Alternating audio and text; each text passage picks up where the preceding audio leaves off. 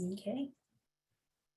Good afternoon. Thank you for joining the Section 247 Maintaining and Enhancing Hydroelectricity's Incentives Draft Guidance public webinar. I am Luciana Ciacci, Stakeholder Engagement Lead for the Hydroelectric Incentives Program, and I will be facilitating today's discussion. We have Maria Robinson with us today, Director of the Grid Deployment Office, and she will be providing opening remarks. Tim Welsh, Program Manager for the Hydroelectric Incentives Program, will provide an overview of 247 and the draft guidance. We'll then proceed with your feedback and end with the next steps in closing remarks. Maria, thank you for joining us. I'll pass it over to you. Thanks so much, Luciana. Welcome, good morning, good afternoon, depending on which direction you're in. As mentioned, I'm Maria Robinson, the Director for the Grid Deployment Office here at the Department of Energy, and I just wanted to welcome all of you here today to this webinar on this exciting program with the Hydroelectric Incentives team to discuss the draft guidance released for comment just last week on February 8th for the Maintaining and Enhancing Hydroelectric Incentives under EPAC 2005, Section 247. As I'm sure many of you know, the Bipartisan Infrastructure Law, of course, provided nearly $554 million for funding in this very exciting incentive. So while we're here today to discuss this particular program, I just want to do a quick overview for those of you who might not be familiar with the Grid Deployment Office.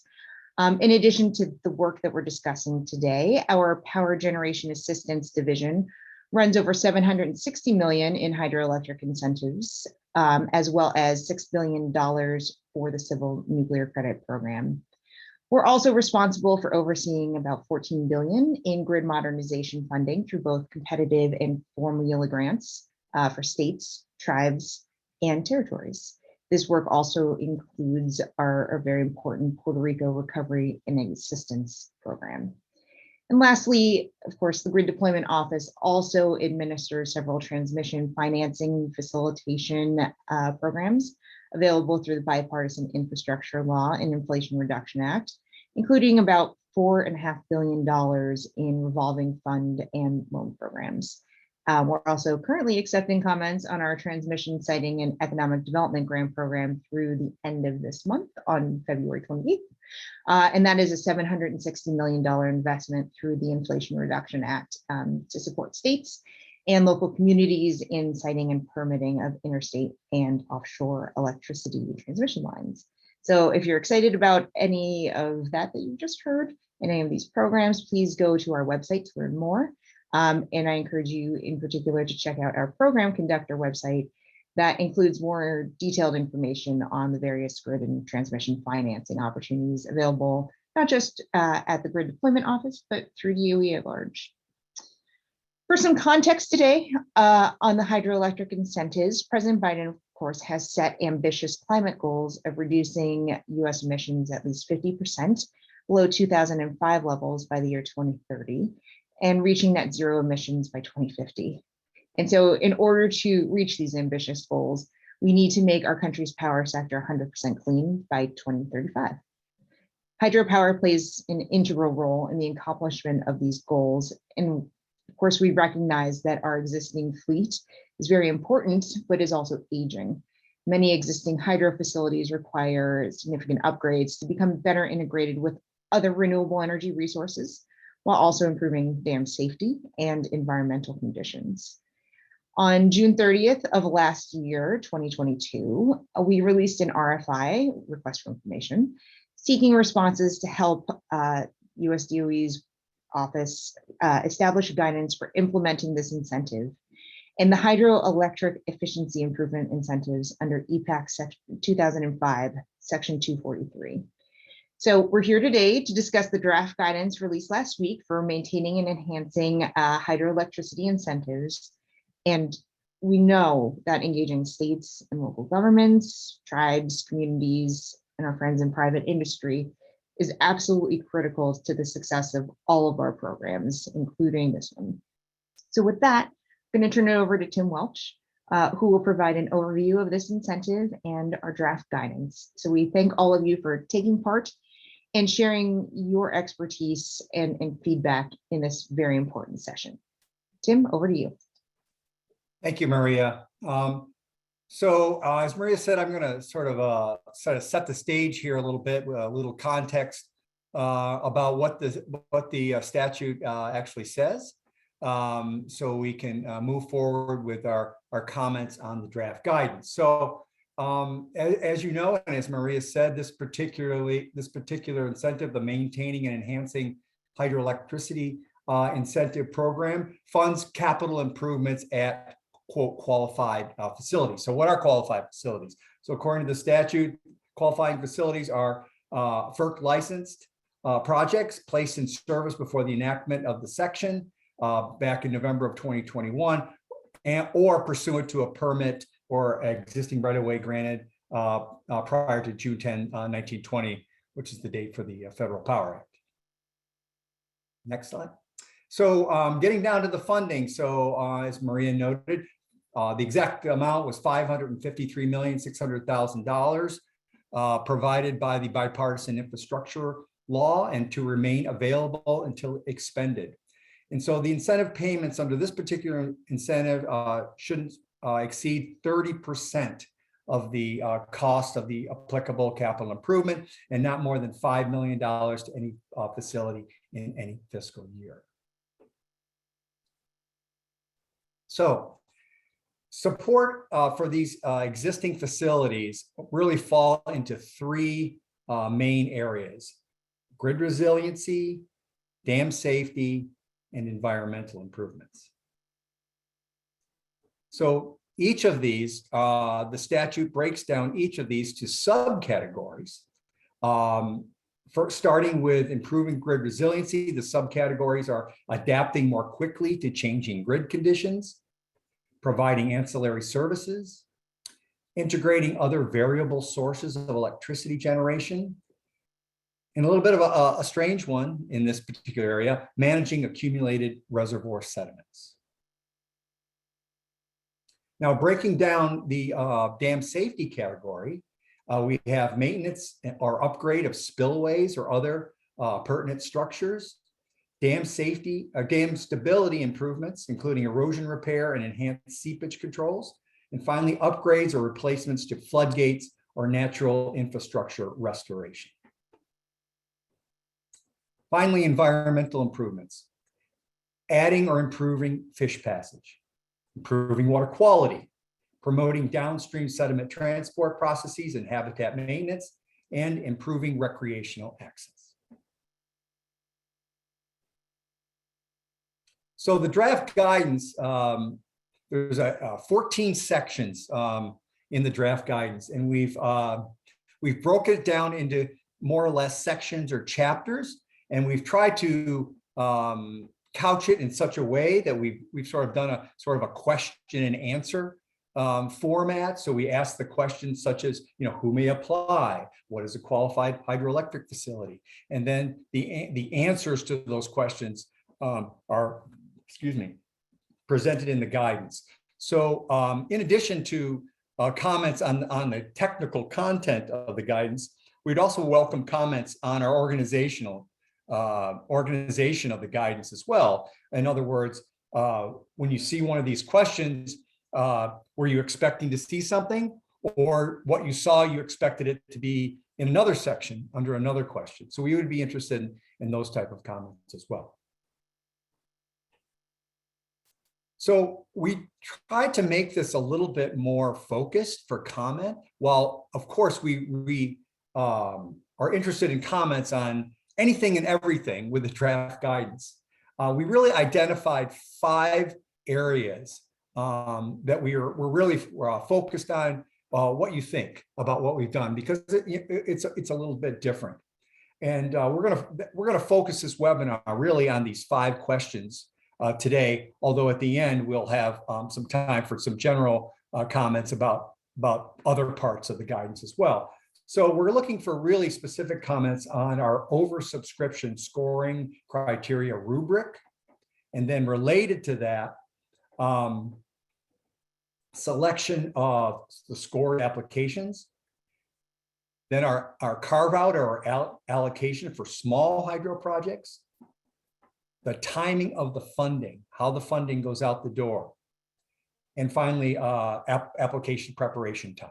So these are sort of the 5 areas that we're very, very interested in comments. But as I said, we will accept comments on anything.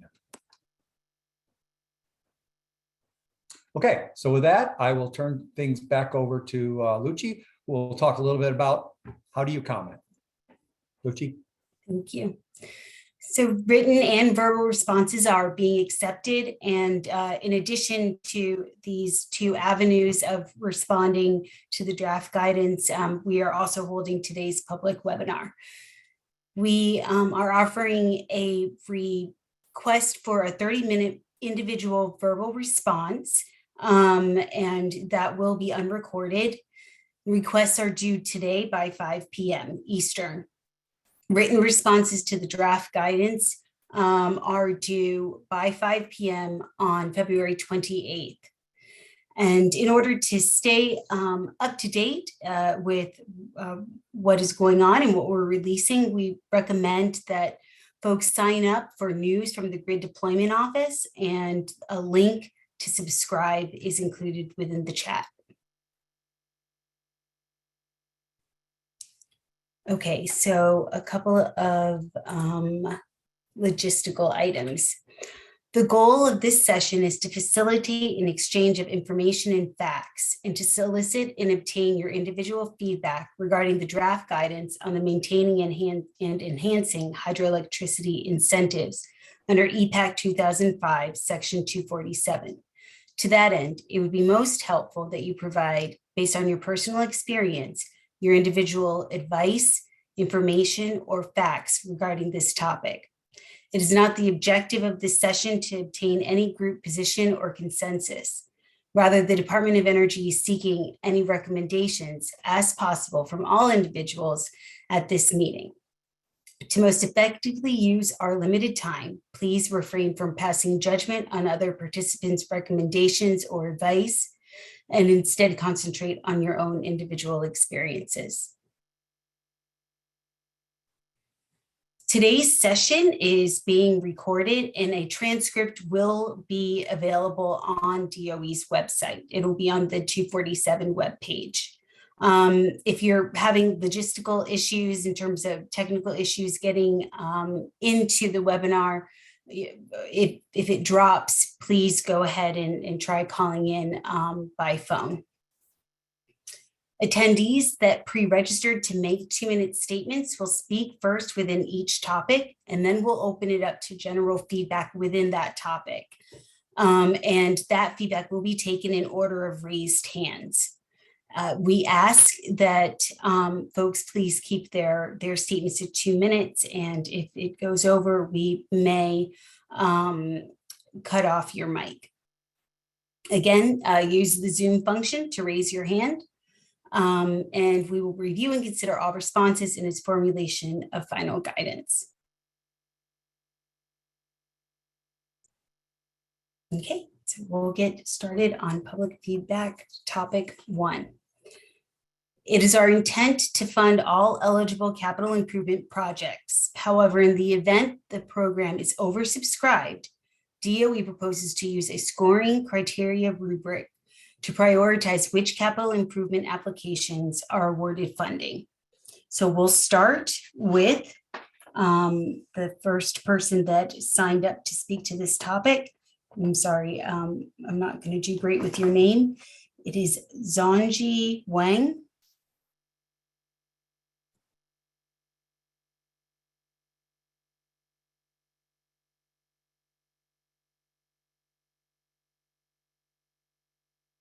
Zhongji Wang. Okay, we'll move forward. Marcia Castellani.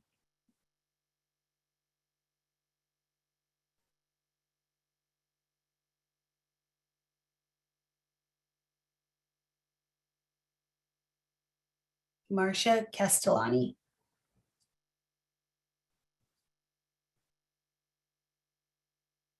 Okay.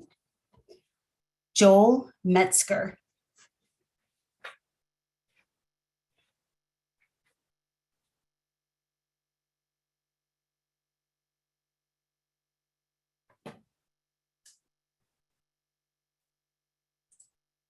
Do we have a Joel Metzger? Okay. Logan Chacon.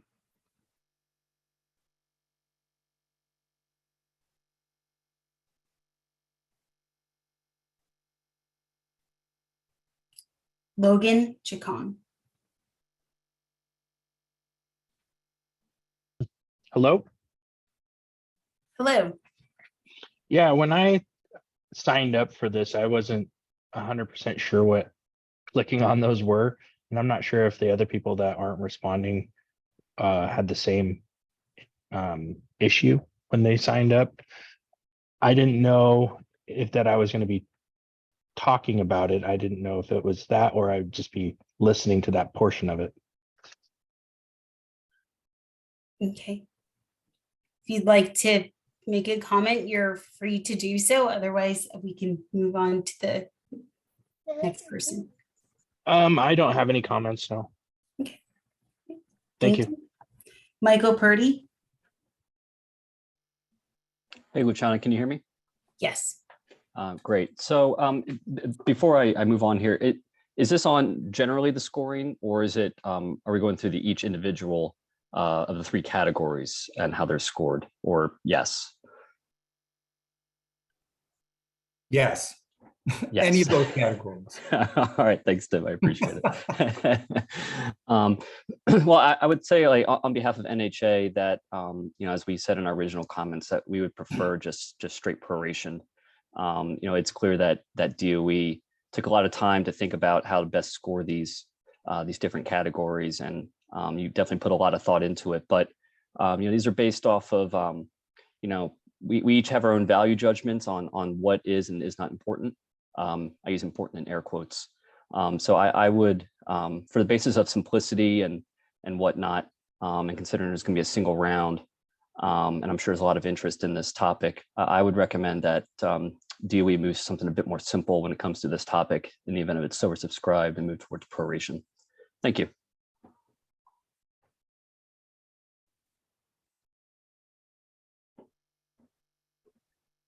Thank you. Next, we have Brian Stone.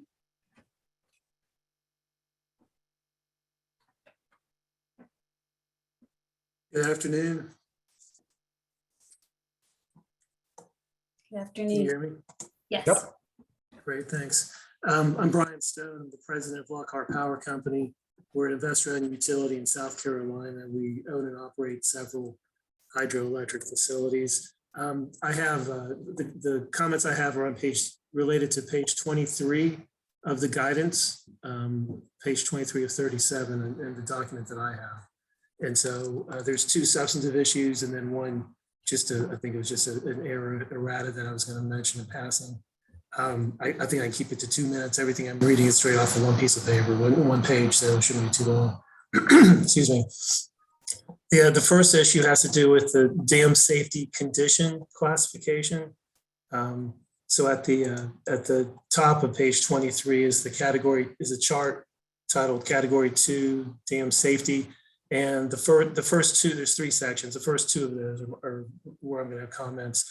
And the errata is just the order of these is switched compared to the description below in paragraphs 3 and 4. Paragraph 3 says the hazard potential classification is the first score, and it's actually the second, and then the reverse for the next paragraph. So that's the errata. Related to the dam safety condition classification, the draft guidance states that the first score will be based on the quote dam safety condition classification of the dam. But with FERC uses specific language regarding the standard terms that they use to describe the condition of project features. For example, during the periodic, like the annual visual inspections that they perform for hydro plants. And in that language, and I'll quote, this is based on I think the chart that's probably in everybody's annual inspections, but certainly it's in ours.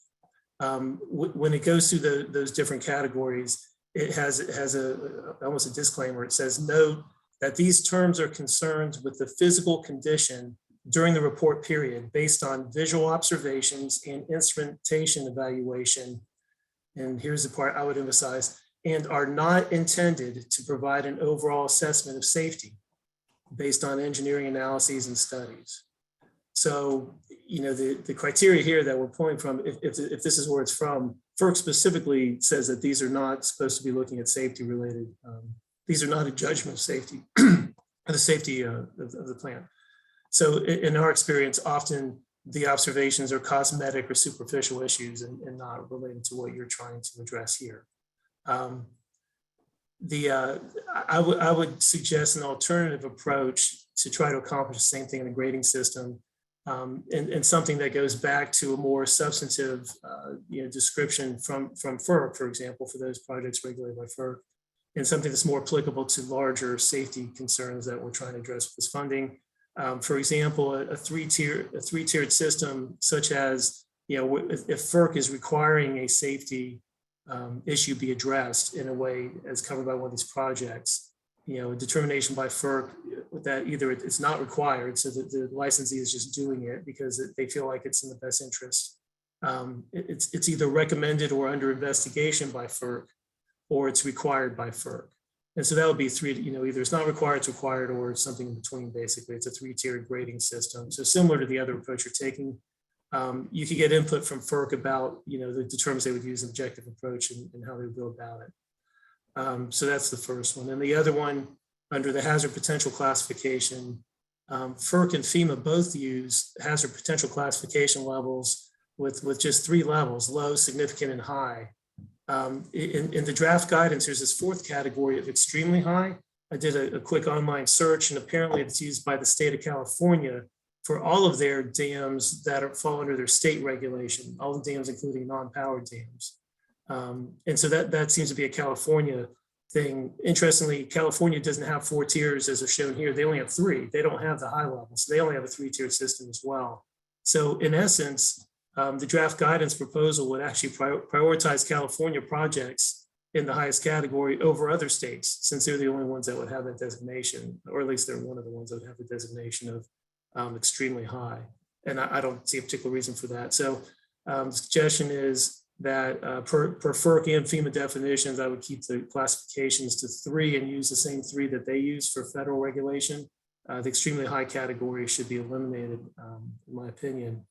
And then since there's only 3 tiers and not 4, the associated point range, you could still stick with the 0 to 6 points. For example, the low could be 0, the significant could be 3 points, and the high could be 6 points. And that, appreciate the opportunity. Thank you, Brian. That was helpful. Thank you. We have Zach or Shakzad Yakshiv.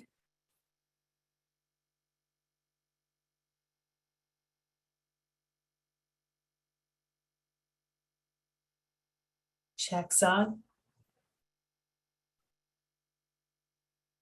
Okay, we can open it up to general comments.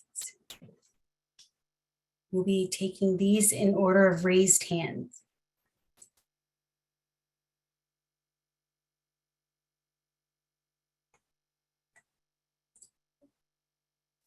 Jeff Leahy. Hi, thanks, Luciana. Thanks, Tim. Just I have probably several questions, but I'll just mention one. So in addition to the feedback that you're receiving here today, I'm assuming that in the written comments, for those people who have various different reactions or feedback with regards to various pieces of the criteria and the weighting, you would like to see those included in the written comments as well, correct? You mean alternatives? Yes, potentially. Yeah. Sure. And so that being said, and I don't want to take up a lot of time necessarily to go through a bunch of different individual questions or thoughts with regards to individual criteria and the weight that they get within the that you guys have proposed within the ranking system. One question that did pop out was throughout some of the categories, I think particularly in the environmental category, there seemed to be a weight towards or greater weight given towards new infrastructure. You see that in the water quality section, you see that in the sediment transport and habitat maintenance section, that you get more points if you're proposing to do something that creates new infrastructure or new habitat maintenance, as opposed to something that improves or builds upon existing infrastructure. And I think that's something that you all might want to think about, because at the end of the day, the impact either way could be just as important, regardless if the infrastructure itself was already in existence or you're proposing something new. Thank you. Thanks, Jeff. Thank you. Liam Regan.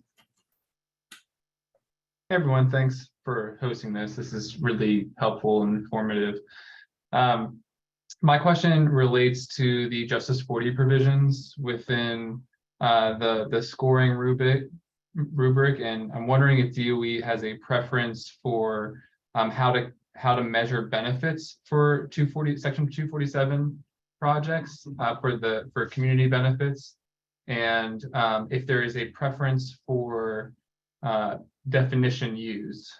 And I'm thinking about the EPA CGEST climate and economic justice screening tool, or the DOE energy, the DOE version of that definition.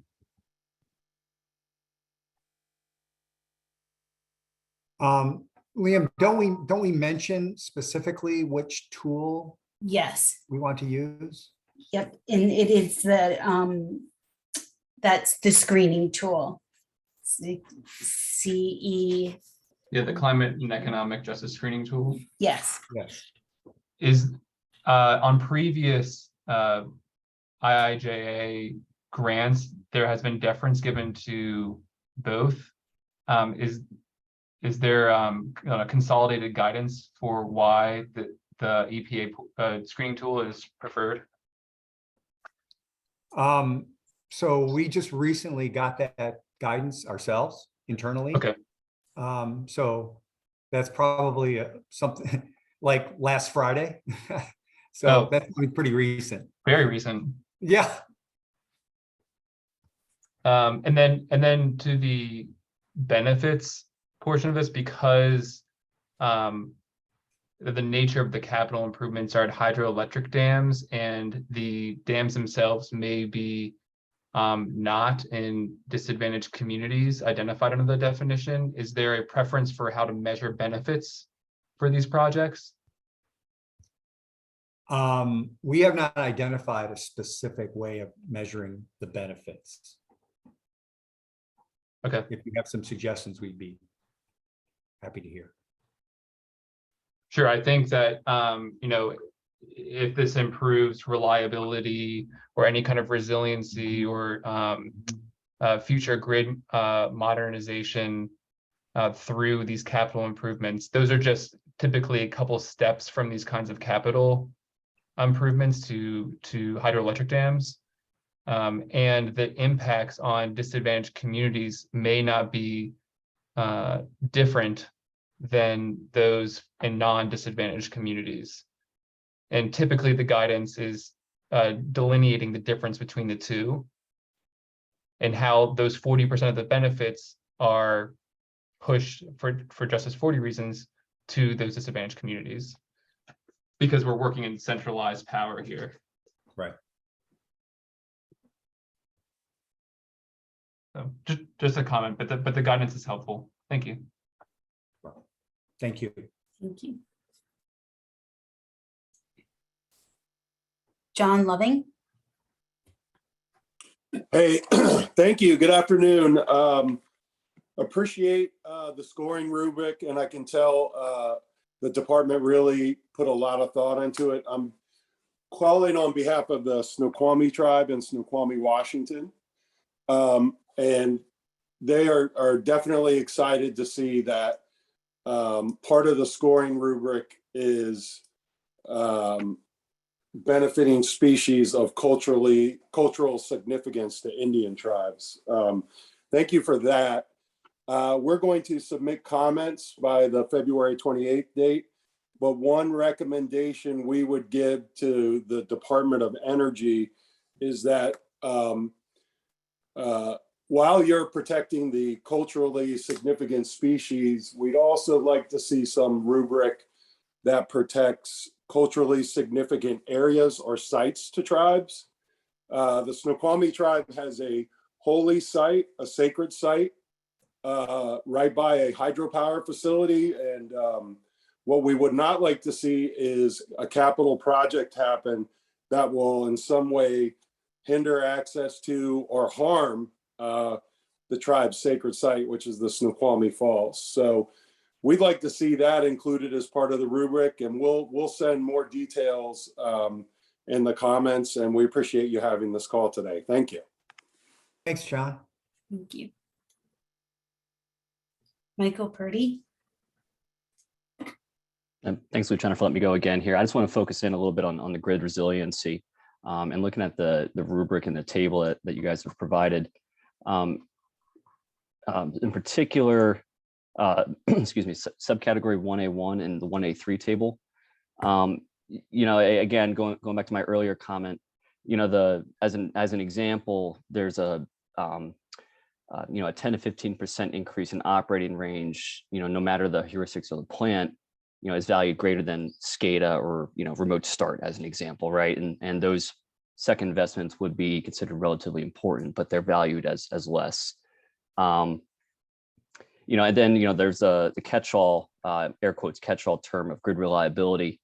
I didn't quite understand that. My thought as I read it is that, you know, it might be a catch-all for like a NERC standard or something, you know, like a SIP-I rule investment or whatever. So maybe a little bit of clarity there if go ahead, Tim, did I interrupt you? No, I'm kind of acknowledging. Yeah.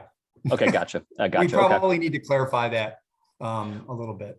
Well, there's dozens of standards, right? Yeah. And right. So, and then, you know, just quickly, you know, into going into subcategory 1A2, you know, I'm pretty sure Black Start is specifically called out in the legislation, but the 6 services listed in order 888 doesn't consider Black Start. And I'm pretty sure Hydro provides a significant portion of Black Start in the United States. And finally, if I may, you know, again, you know, go back to my original comment, a single investment could hit, you know, services, you know, scheduling, system control and dispatch, could hit energy imbalance, could hit spending and supplemental reserves. And those are obviously very important, but, you know, if you talk to a balancing authority, regulation and reactive are just as important. But anyway, we'll put more in our comments, and I'll share the love here. Thanks. Okay. Thanks, Mike. Thank you. Brennan Smith. Yes, good afternoon. Hi, thank you for the opportunity to comment. Wonder if DOE could clarify, there's mention of oversubscription in each of the categories of grid, dam safety, and environment, but the legislation didn't provide any amounts. It did not partition the 550 something million. Can you clarify what your oversubscription threshold would be in each category? Thank you. So Brandon, we're looking at it in total, like, you know, the 553 million, give or take. I mean, we will go through, and people were requesting different amounts for 30% of their project. We're not doing it by category, we're doing it overall. And if we have, you know, a request, if we add up all those numbers and it comes up to $700 million, then we're oversubscribed. Our ultimate goal is to fund all the projects at the requested amount, if possible. But if it goes over that threshold, then we need to come up with a way of, you know, how we will distribute the money, the funding.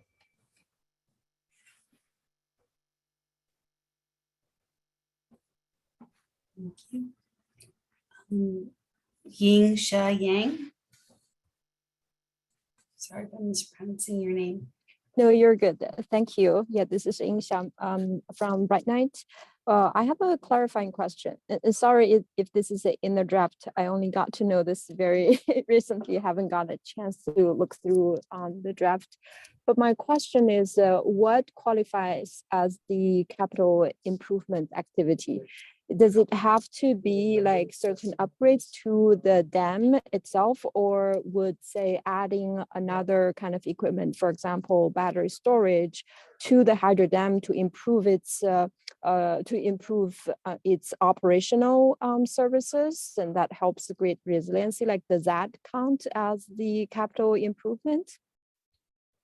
So we can't comment on that specific example, but I would direct you to the categories and the subcategories. If the capital improvement, if you believe that the capital improvement project that you're proposing falls under one of those categories and subcategory, then you need to justify that in your application and explain why. Does that help? Yes, thank you. Mhm.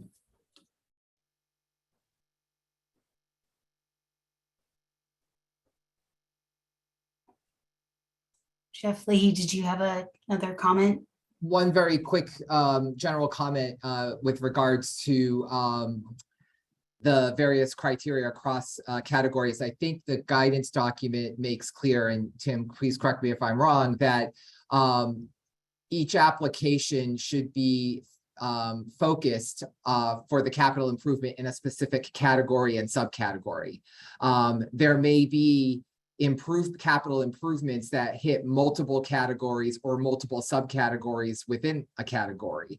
And so I think the intent is that you're only supposed to apply for in one category per capital improvement. But that does raise the question with regards to scoring of projects. If there is a need to score projects and the DOE decides to do that, should there be some additional points given to projects that do multiple things?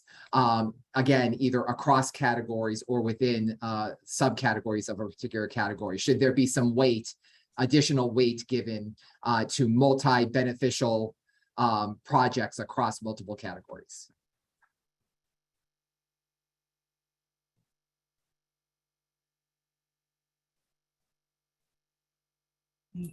Thank you. Dave Culligan.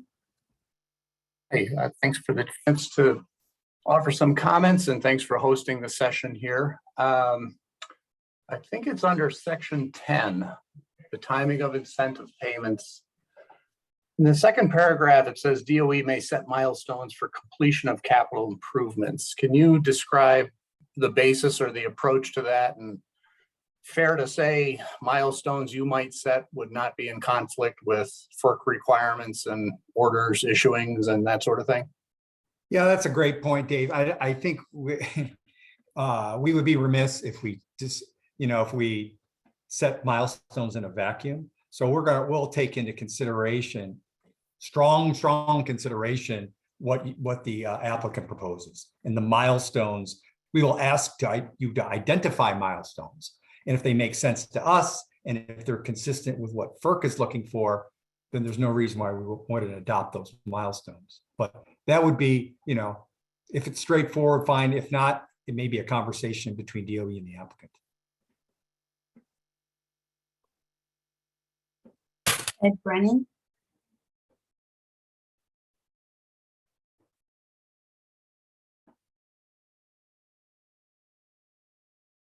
I'm sorry, Ed, we can't hear you.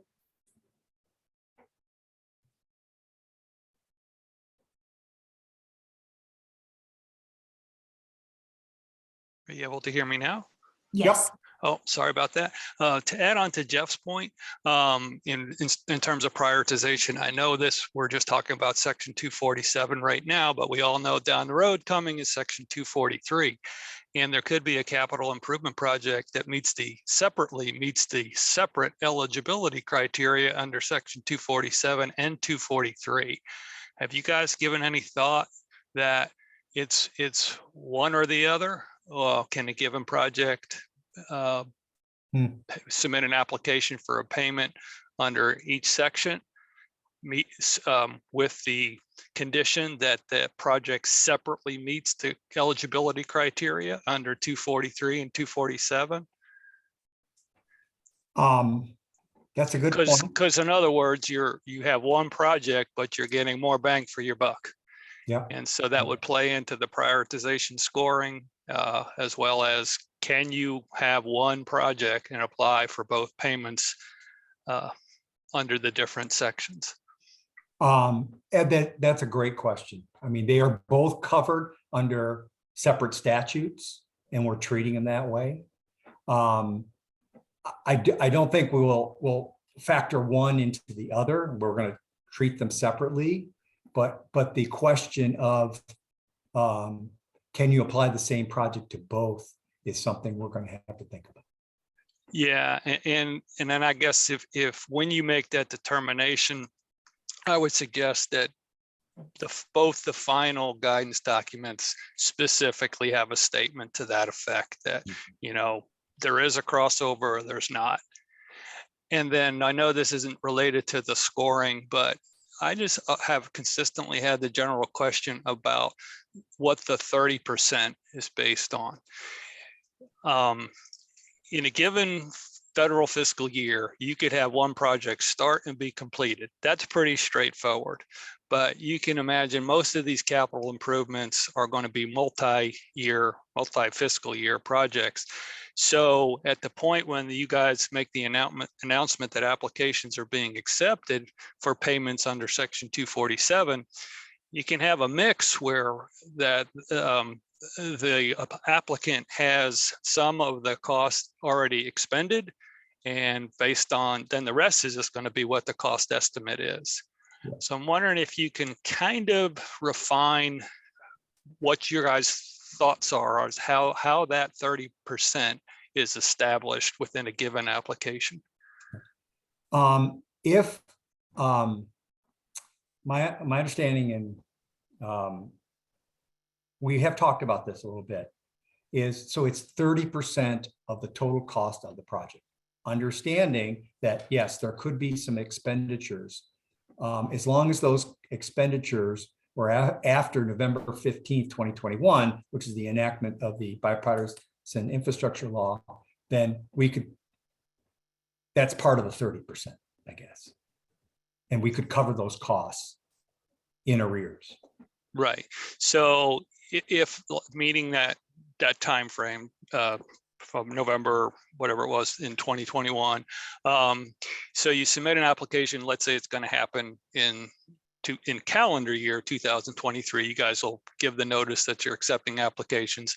And so that application for that project should be based on the total cost, irrespective of whether part of it's already been incurred and part of it's coming in the future. It's for that whole project. That's right. Okay. Thank you. 30% of the total cost for it. Right. Yeah, you'd have to, show your calculation as where you're coming up with your 30%. I get all that, but I just didn't know if it was for the whole project or for the portion of the project incurred in that federal fiscal year. If that makes sense, that distinction. Yeah, I don't think you're talking about the total. I don't think we're going to use fiscal year as any kind of benchmark. Right. It's that November 15th, 2021 date. Gotcha. Yeah. All right. Thank you. Good question. Jeff? This is a quick follow-up to what Ed just said. So, because I think we want to be clear here as to what you all are potentially saying or will say, or if we're not clear, that it will be clear in the final document. There are, if you're clear, there are, asset owners may have a definition of a project, a capital improvement project, which we're doing, that may have multiple parts. And so are you looking at the 30% as only the 30% of the cost that the applicants are applying for and putting in their application? Or are you asking for the 30% and to know the total cost of what they're doing? So for example, you wanted to do gate work between gates 1 through 10, and that's a capital improvement for dam safety. And that is your capital improvement plan, but you're only applying for gate 1, let's say, or gates 1 and 2. You may have a plan to do capital improvements for all of them, but you're only applying for a certain number. And so the 30% is based on what the costs of the project as applied, is what what I took from the guidance document, but this is why I'm asking the question. The answer, Jeff, is I think so. I'm hoping you're going to put that in your written comments. If not, we will now. Please. It's just, it's hard to react to, like these specific examples. So I can't say, oh yeah, that would qualify, but I understand what you're saying. And if you kind of lay out that example in your comments, so we could digest it a little bit more, I think that would be helpful. That would be helpful to us. Brennan? Thanks, Lucy. I want to sort of, the broad issue I want to comment on in the scoring is particular criteria or terms that even that they're defined in the in your terminology in the front of the document, but in terms of if and when you score, how you would apply the rubric, or if there is a rubric for those terms, and two examples that stick out in the document is under category 2, resilience to future hydrologic conditions. If DOE could think about tying that statement and definition to some kind of FERC or dam safety literature or something more definitive that would give applicants some guidance into what kinds of things improve resilience to future hydraulic conditions and how you all will determine that in your scoring. The second one would be watershed scale benefits. If you could again tie that to some scientific or regulatory document or criteria so that applicants know better how that's going to be, how that box gets checked when you go to score these applications. That would be very helpful. Thanks. Thanks, Brennan. Dave Culligan? I'll yield to Jennifer Scott since I've already asked a question. I'll go after Jennifer, if that works. Hi, this is Jen Scott. My question ties back to when we were talking about the project funds and the timing. You mentioned the November 15th, 2021 would be the start of eligible expenditures to be covered. Is there an end date, for example, when construction has to be complete by to still be eligible for the funds? No, we don't have an end date on that.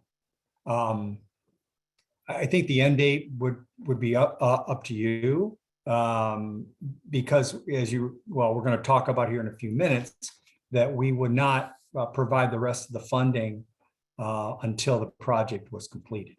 So however long that would take. So building on that, for example, if you have your construction plan, say in 2024, and your guidance mentioned 10% up front and then the remainder at the end of construction, is it a race to finish construction so that the funds don't run out, or once your project is identified as a recipient, you will still get the funds? Right. No, we will set the funds aside. Okay. So they will be available. I see what you're getting at. Yeah. And, no, and then sorry. We will reserve that 30% amount. Okay. And one more related question, if you could bear with me. The draft guidance mentioned that projects could be complete and still apply for funds. Is there a timeline of when they needed to be complete by? Is it just going back to that November 15th? It goes back to that November. any costs incurred after that November 15th Okay, would be eligible. fair enough. Mhm, mhm, Thank you so much. mhm. Thank you. Dave Culligan. I think along those lines, and maybe we're getting ahead of your slide decks and changing topics on you. That's okay, Dave. This also relates to the final payment documentation. In each of those paragraphs throughout, there's an item that says any other post-project proof of improvement related to the project determined by the DOE. That feels open-ended and uncertain as to what those could be. And, you know, maybe a hyperbolic example could be a water quality project where, well, we'd like 5 years of water quality monitoring as proof of improvement before you get your final payment. So are you able to put bounds on the expectations on that or clarify that? Yeah, it's going to be a project by project decision, but I think, Dave, I mean, the bottom line is that what we're looking for is the project completed, and is it functioning in the manner that you intend? However, you're able to demonstrate that. Yeah, but I guess it can be clarified that there wouldn't be follow-on study requests or further investment needed to No. make that proof. I would hope not. That's not our intent here. Okay. We're not FERC. Well, that's what I was kind of wondering. I just didn't know Yeah. if that could be clarified in the final Right. guidance as to framing that out maybe a little more clearly. That's all. Thanks. Rich Clark. Yes, I'm confused on the incentive payments. It says not more than one incentive payment may be made to a single qualified hydro facility in any fiscal year, the amount of which shall not exceed $5 million. And you're also looking to, as I understand, have a payment up front when you agree with the application or accept it, and then a payment at the end of the project when it's completed. If that end payment, if 30% is greater than $5 million, would you only receive $5 million, 3 years down the road when you complete the project, or how does that work? That's correct. We cannot exceed the $5 million, even if the All 30% around. exceeded. So you'd receive 10% of your project upon acceptance of the application, and then Then the remainder, subject to the caps that are in the statute, Okay. 30% and $5 million. and so you effectively would be, if you're kind of capping the total payment for a project at $5 million. No, we're capping the amount that the federal government will pay as an incentive on $5 million. Yeah, okay. Thank you. Mhm.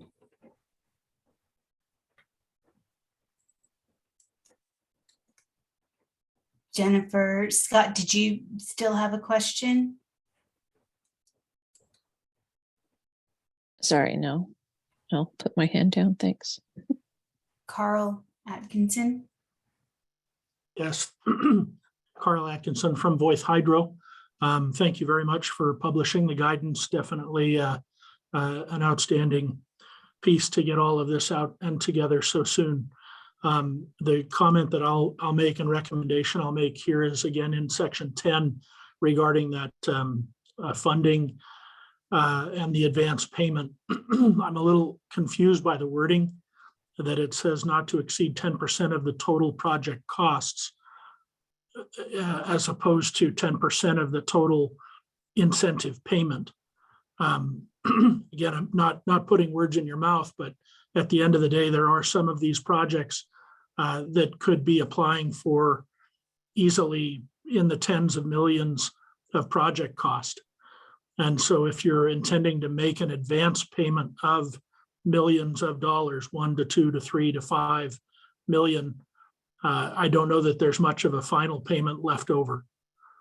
But it may be something that you want to look at as a clarification of the language. Okay.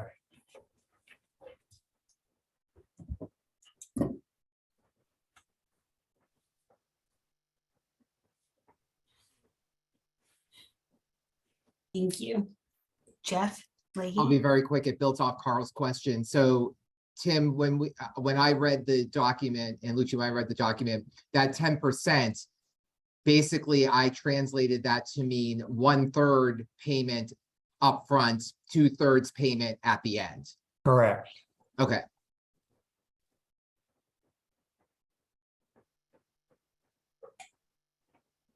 Okay. Ed Brennan? Hey, we're all good for one more, right? I had a question referring back to the webinar that was held, I think it was back in March of 2022. There was a slide that the funding, the 553+ million, that it was a plan at that time to make roughly half available for fiscal year 2022 and then half for fiscal year 2023. I didn't see anything like that in the guidance document. Is that still the plan? Well, yeah, and we have the entire amount now. Yeah. It is FY23. Right. So I guess we're in fiscal year 2023 now. Correct. So when the notification happens later this year, assuming we're still in federal fiscal year 23, some of those applications would be split that way, depending on which fiscal year. There won't be any split. Okay. Thank you. Mm-hmm. Okay. We'll move forward to topic number 2. Did you want to take a slight break, or do we not have time, or? Would you like to take a break after topic 2, or we can take one now? Well, what are we scheduled for? 3 hours. Yep. We have 2 more hours. Okay, Jeff, I can't make it that long. Yeah, let's take it's a up to you. 5-minute break. Yeah, let's just take a 5-minute break. Yep.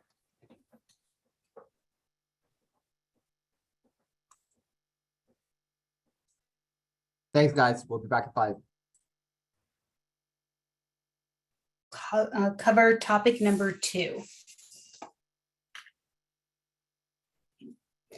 It is our intent to fund all eligible capital improvement projects. However, in the event the program is oversubscribed, DOE proposes to select the top scoring applications in each of the 3 capital improvement categories for small projects and remaining eligible projects. All 3 categories of capital improvements will be treated equally. And we'll start with the folks that registered to speak. Do we have a Kedar sheet?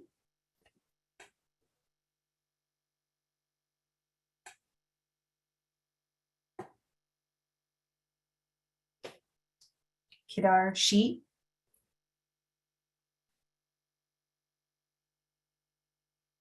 Gordon Britton?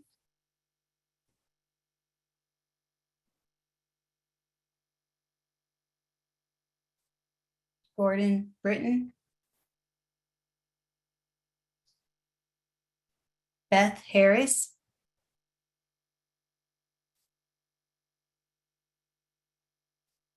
Beth Harris?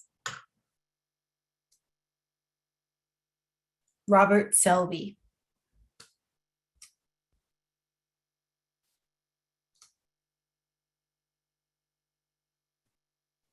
Robert Selby?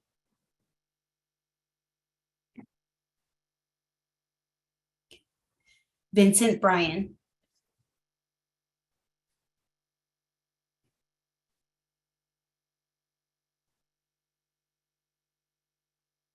Vincent Bryan, Yes. Did you want to speak to topic number 2? Sorry, I've been late to the meeting here, so I think I need to get up to speed here before ready to speak. Thanks.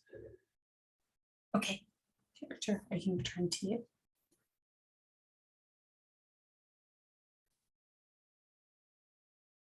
So we'll let the next person go once you catch up.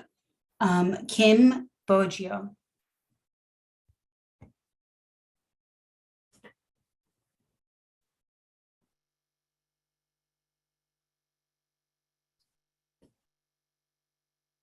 Kim Boggio.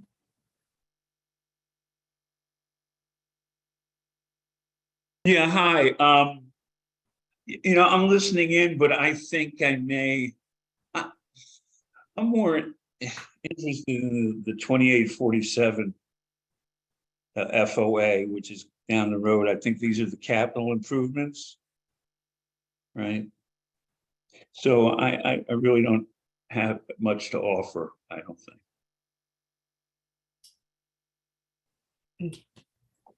Okay. Thank you.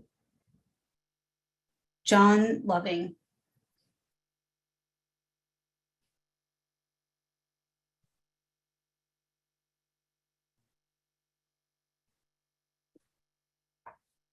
John Loving.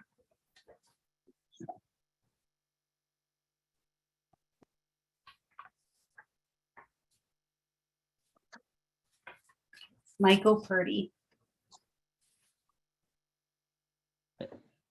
Hey again, Lucci.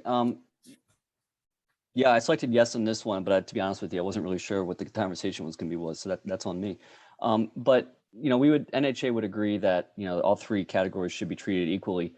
But was the purpose of this slide to discuss the snaking system that DOE proposes? Is that the thought here? We try not to use that terminology, Mike. I'm sorry, Tim. It's a fantasy football term.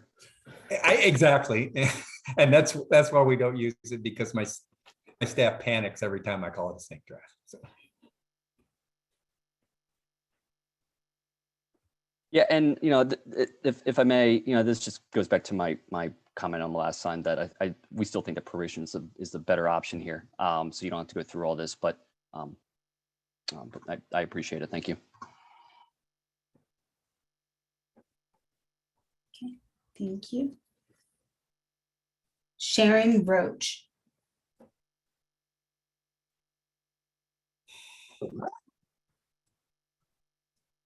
Sharon Roach.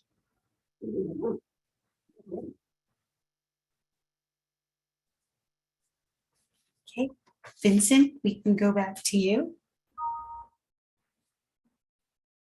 Sure. Just and I may be coming behind here. So if you've already covered it, just tell me and I'll catch up later. But just on the scoring itself that's referenced here, you say to select the top scoring applications, and then down below you're talking about this small project. What is a small project, and then what are the criteria on the scoring applications that you're using in the first place? Okay, Vince, you've asked a lot of questions there, but let me take the first one first about, so we do define small project in our definitions in the beginning.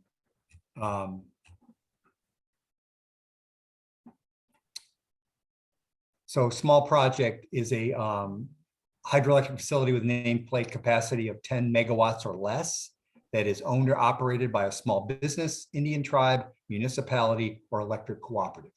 That's our definition of small project. So I would, Vince, I would refer you back to the guidance on the scoring. The one area that I would assume you're most interested in, because I know you, is in the environmental improvements category, which is, and then looking at, hang on here, subcategory subcategory 3A1, which is fish passage. So that's where I would focus your attention. Yep. Thank you. Yep.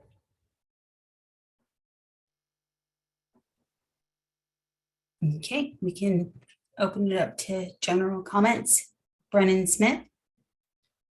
Thanks. Just, I got this question from someone else, and I think I know the answer, but the small project definition applies to the total capacity of the facility. Is that correct? You're talking about a 10 megawatt facility and not 10 Yes. megawatt units. Is that correct? Yes. Thank you. Tom Sullivan. Thanks, Lucci. Thanks, Tim. So just to follow up on that question. So when we talk about a project, so we can have a FERC project that'll have multiple facilities in it. So you may have a FERC project that has like 3 or 4 facilities in it. Are you talking about individual facilities, or are you using the FERC project definition? We're using the FERC project definition. All of those structures that are within the FERC project boundary.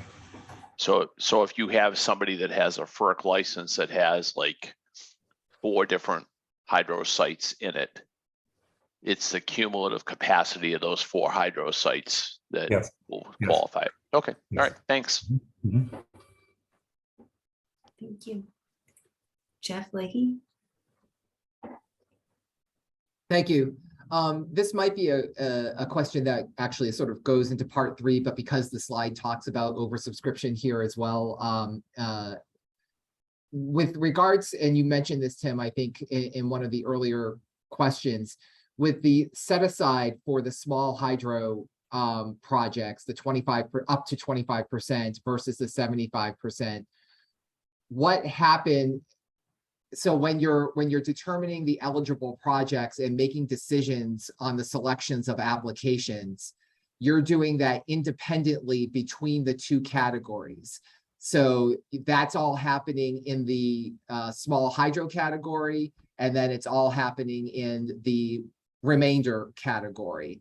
And Right. then what happens if there is not enough funds in the small hydro category because it's a smaller category, let's say, or in the reverse, what happens if there are not enough applications? What happens to that leftover money? Does it get reverted into the 75% pot, or is it just going to be held in reserve for potentially a second round of funds?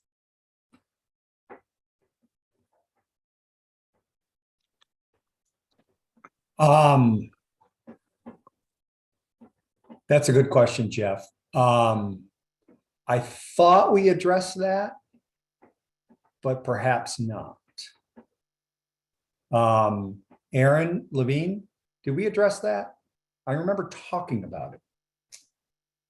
Hey, Jeff, can you repeat the question real quick? So, well, Sure. just to Sorry. summarize what Jeff said, if we run out of funds, where does the remainder go? If we run out of projects and we still have funds left over in a particular group, do the funds go over to the second group, or are they reserved for another day, another solicitation? Is that right, Jeff? Yes. The way we had it structured now, those funds would be available in this phase of the solicitation. Yeah. The only way that we've structured it to date where we'd have a second solicitation is if at the end of the day, less than $553.6 million worth of projects comes in, then we would need to issue a second solicitation down the road for the remaining funds there. Right. I don't think, I guess the bottom line here, Jeff, is we probably need to clarify that. Okay. Yep. Thank you. Thanks for bringing it up.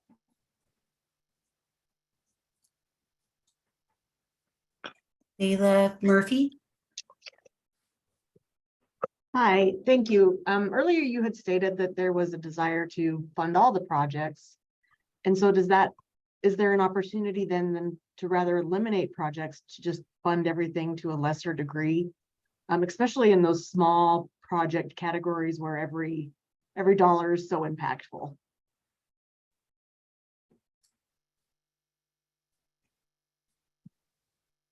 I'm not quite sure I understand your, So rather than, not funding projects that don't score as high, fund all the projects to a lesser degree. oh, the proration, the proration. The proration, yeah. Yes, yes. Mike Purdy brought that up earlier. That is another alternative to what we proposed here, just prorate everybody. Yep. Thanks. Brennan Smith. Yeah, I wanted to go back and get you to clarify, Tim, on the question about multiple assets within a single FERC license and the facility definition. Did I understand correctly that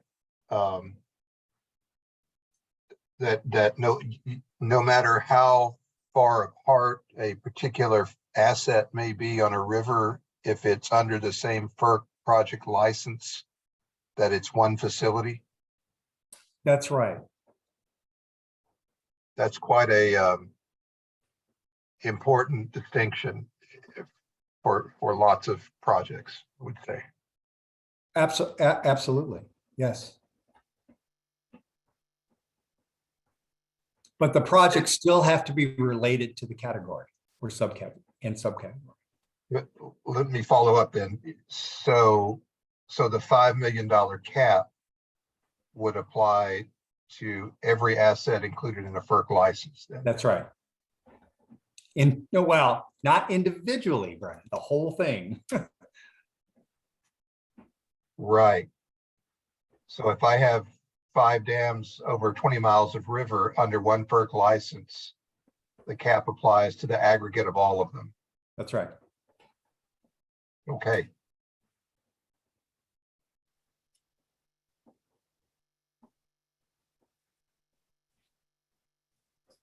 Okay. If we don't have any other questions on topic 2, we are ready to move on to topic 3. Okay.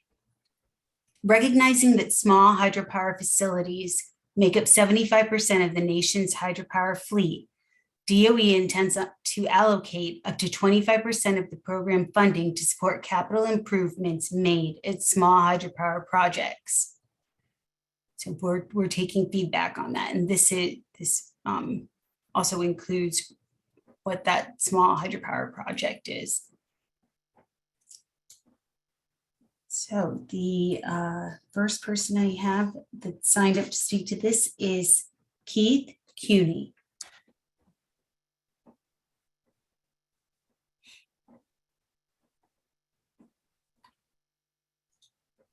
Keith Cuny.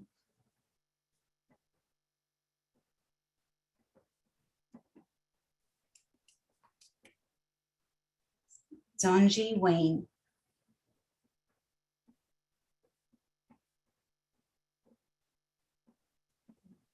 Earlier. Beth Harris.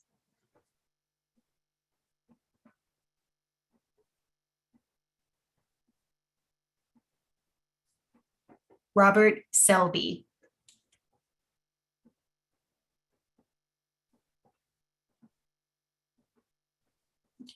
Mark Reed.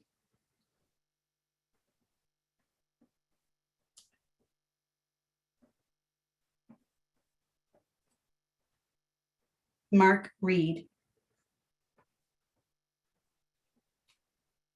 James Herbert. Yeah, hi, this is Jim Herbert. Thank you very much for the opportunity. I have a question for you with respect, and it was raised before regarding topic 1, but I think it also may apply to topic 3. Some of the new technologies that are out there may very well provide substantial assistance to a number of different elements within that same topic. How would the scoring be measured in that kind of a situation? We would expect you to select one category and one subcategory, whatever you think the best category is, where you believe you could score the highest, I guess. The decision would be yours, but you need to select a category and a subcategory. Would it be appropriate to mention the advantages for the other categories as well? If you feel that's important, yes, go ahead. Okay. All right, thank you. Thank you. Joel Metzger.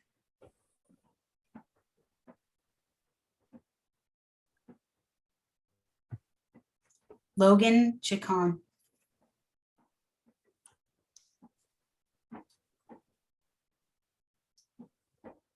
Tom McBartlett. Hi, thank you for your time today, and I'm really here more for informational purposes. I don't have any comment. Michael Purdy. Hey, Lucci, I have no comments on this one. Thank you. Gene Caston. I have a US patent on a completely different hydroelectric generating device. And I have nothing in operation, but the device needs no dam. And it would be an excellent placement at the dams that aren't producing power. And especially if some of those dams want to be removed, because what I need for operation is a tube that the intake is about 8 foot above the delivery point of the device, or 8 foot elevation, I'd say, above the device, because I only need a 7.5 foot water head. And a 24 foot diameter device will produce as much power as GE's largest wind turbine. And my device is, easy to produce. The average welding fabricating shop could build it. And I think the price of the device would be around 125,000 plus whatever the generating head would be. So I think it's an excellent placement for where there needs to be an increase in production at existing hydro plants, or for pump storage. And I think for the indigenous tribes where they don't want dams or would like to remove dams, this would be ideal placement. But I am out of funds. So my question is, could I form a partnership with somebody and that's already, has existing facilities and work from that angle? Mr. Caston, I can't advise you in that regard. I would suggest you look at our guidance that shows what the eligible projects are. And then find somebody that might want to join a partnership. Perhaps. Yeah. Okay. Thank you much. You're welcome. Thank you. Yeah. Hilton Guzman.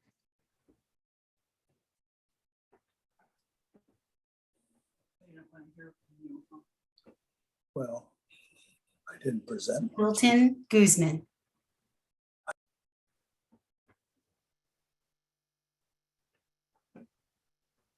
Okay, at this time, we can open it up for general comments. Logan Chacon.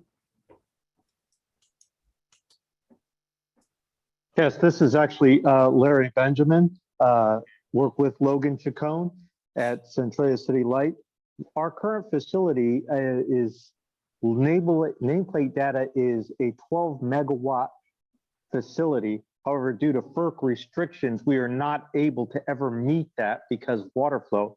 Thus, my request, if we're restricted beyond that, can we fall into that 10 megawatts or less? Because FERC has restricted our water flow. That's the whole purpose. We want to get the grant so that we can improve our water flow to get us back up above that 10 megawatt. How would I proceed in that? Should I apply? Would I be eligible to apply for the under 10 megawatt small units? We would use the nameplate capacity that's in your FERC license. Very well, thank you. Mhm.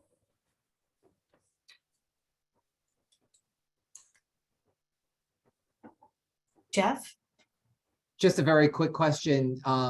The slide says and the guidance says up to 25%. So are you all seeking comments on that specific percentage, or are we to take that 25% is the number?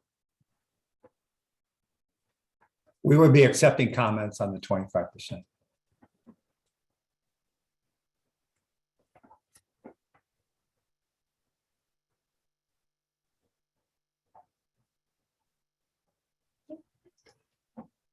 Any other comments on topic 3? Dave Culligan.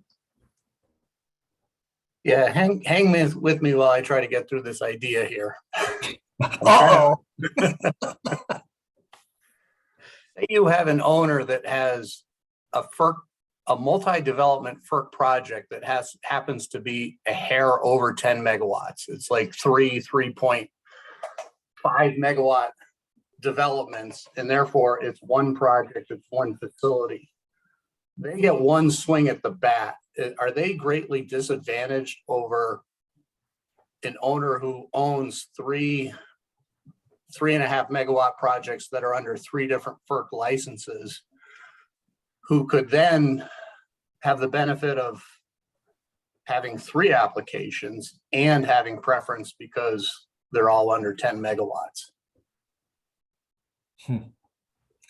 Well, is there a double whammy that could? Yeah, I know what you're saying, but we would look at it license by license by license. Well, this kind of feeds back into some of the prior comments about a project, multi-development project. Yeah, no, I hear what you're saying. Yeah. Yeah, you could have done it one way, but they chose to do it another way. Okay.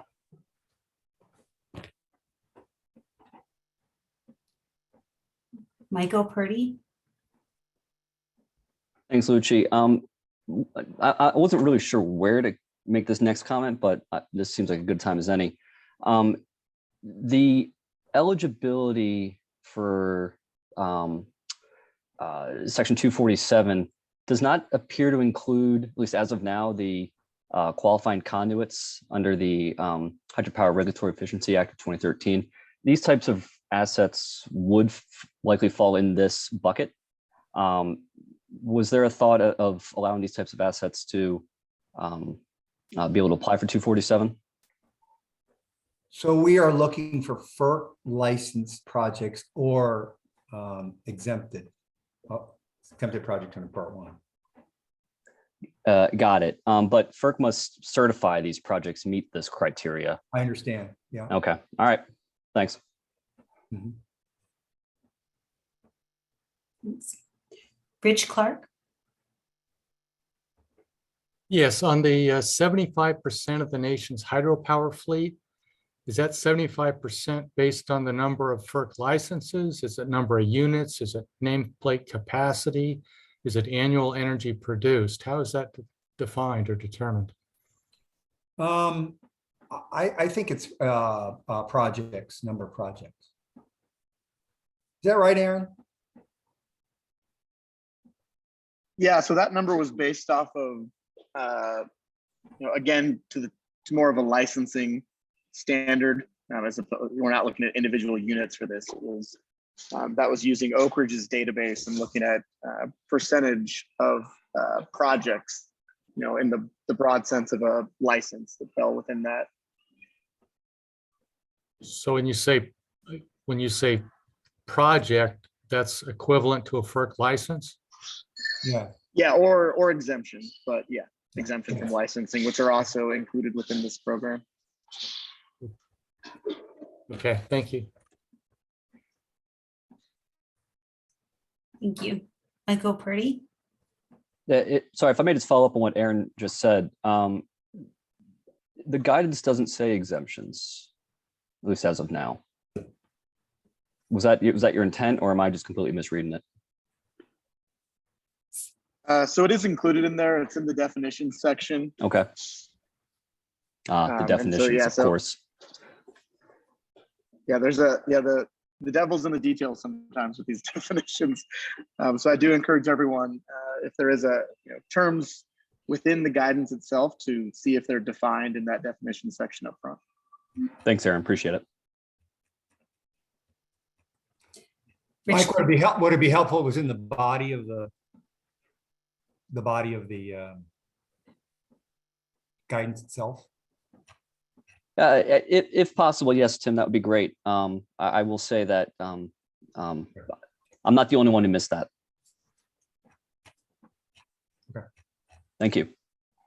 That's also something we can potentially highlight as a frequently asked question as well, to call it out for folks. That's true. Yeah, great point. Thank you.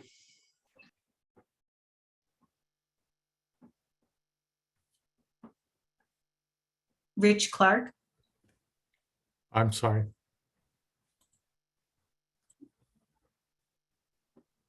Okay.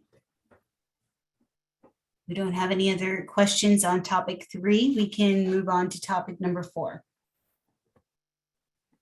Timing funds. To balance risk while incentivizing hydropower owners and operators to make qualified capital improvements, DOE is proposing to provide a portion of the funding, up to 10% upfront, and the remainder upon completion of the capital improvement. So we talked about this a little bit earlier. And we'll start with the folks that signed up to speak. Zhangji Wang.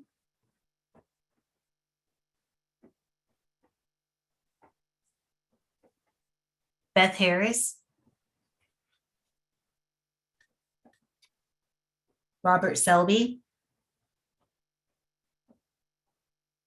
Vincent Bryan. Sure. Let me just ask the question. This is more historical, maybe, to support the 10% number, but how did you arrive at that number? For capital improvement, that is a small number. So I guess I understand what the thinking is there, because that still then requires the owner operator to then finance or otherwise bring the dollars to the table to get you to the finish line. So yeah, we just wanted, Vince, we just wanted to provide a reasonable amount of seed money up front to sort of help with the initial costs of the capital improvement. But we did not want to pay out the entire 30% until we knew that the project was completed as proposed. I mean, we're doing a third of it, but we're doing the third of the third. Yeah. Yep. So yeah. So I mean, this is just a federal incentive payment, and it's not the whole thing. So.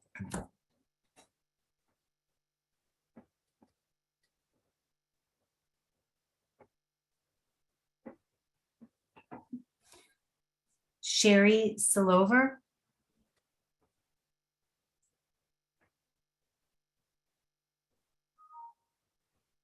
Sherry Salover.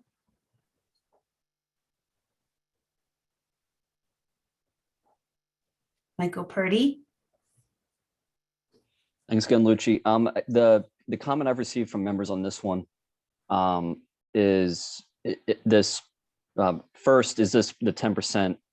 Is it a negotiated amount? Right, so it's up to 10%. So I could, in theory, take 0. Okay. But then the second question is, what type of reporting requirements are there? Is it, if I receive 10%, do I have more reporting requirements compared to 0? And that would probably influence the decision to receive the money upfront or not. I know it's probably a larger discussion there, but just something I wanted to relay. No, I guess my initial reaction, Mike, would be I don't think it would affect the monitoring the milestones. Okay. Again, at the end of the day, the department is looking for a successful project. Understood. Thanks, Tim. Okay, at this time, we can open it to general comments. Luciana, I was on mute when I was following up with Tim before. Oh, sorry. No, that's so, I understand what you're saying now. I wonder if there's a way just so that it can be clearer that you were really talking about a third in each of these times that you bring up the 10%.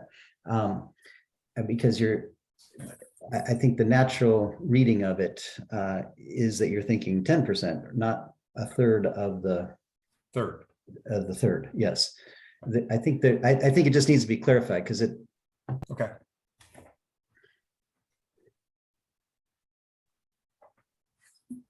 Yeah. Ed Brennan. Yeah, I guess you probably have thought about this question, but suppose you give 10% upfront and the project never happens. How do you get your money back? It could be for legitimate reason. A permit is not, a necessary permit is not received, or, a whole host of reasons. If you lay out 10% and it doesn't happen, Yep. then what? That's a good question. That's something, well, I'll have to speak to our lawyer. Yeah, well, you hate hearing that come out of my mouth, right? No, you know what I mean. It's once the money's out the door, it's going to be hard to get it back. That's exactly. That's not something that we really want to do. And that's a lot of reasons why it's only 10%. Yep. It's to manage risk, right? Yeah. And the risk that you bring up is the project doesn't happen, or something happens, not intentionally out of your control. But we probably need to clarify that a little bit. I agree with you. Yep. Okay. Thank you. Jeff Leahy. Just sort of a follow-up to what Mike was talking about with regards to, as you had mentioned earlier, Tim, sort of timelines and milestones. Can we take it to mean that if you are a selected applicant, that if you are a project that is not yet completed, that regardless if you take money upfront or not, like say, for example, you were a company who wants to take the advantage of the incentive, but you don't need the 10% of the 30% upfront, then, or whatever the math turns out to be, by saying, oh, well, we'll just take the payment upon completion, do you still have the same milestones because there hasn't been that investment that's made up? To me, it would seem like if you take an upfront payment, DOE is more vested in understanding when that project is going to come to completion and have more milestones and potential reporting that needs to go back to DOE because they've made that upfront investment. But if you're a applicant who decides, you know what, I'll just take it upon completion, and that's fine by me, does that reduce potentially the reporting and milestones and other administrative burden that could come with it? Or should we just read this to be, there will be milestones regardless if you take payment upfront or not? Yeah, I understand what you guys are saying. That's something, I think you make good points. That's something we should probably think about. Again, as I said to Mike, at the end of the day, we want a good project. And I think we want to know, we don't want to find out at the end of the project that, well, we never intended to do this all along. All this had happened. I think we kind of like to know that, like before the end. So I think that's why there's the monitoring. I mean, you come into the Department of Energy with an application. We've spent a lot of staff time and resources evaluating the application, working with you. I think at the end of the day, we want to make sure that you are working towards a successful project as you proposed. But sure, I'm open to thinking about that further. Yeah, you might get comments on that. It just in whether or not, depending on if you take an upfront payment or not, if there is some way to reduce burdens depending on that decision. Okay.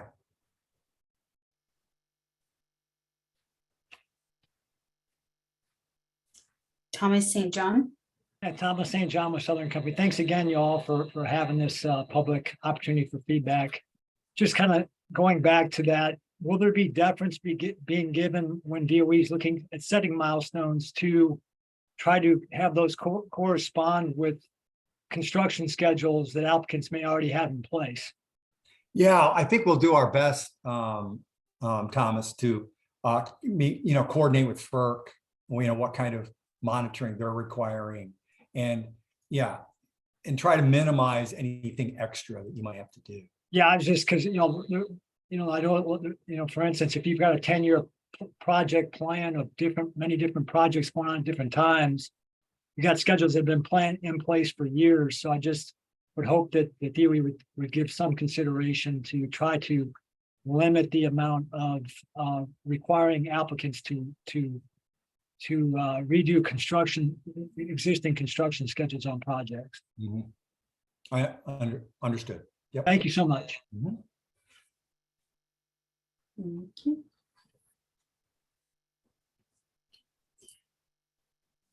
Are there any other comments on topic 4?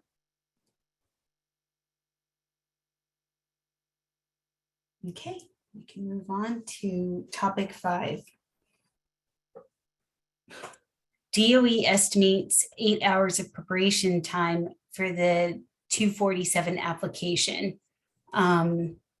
What are the registrant's thoughts on this? So we will start with Logan Chacon, or the individual that is speaking under his name.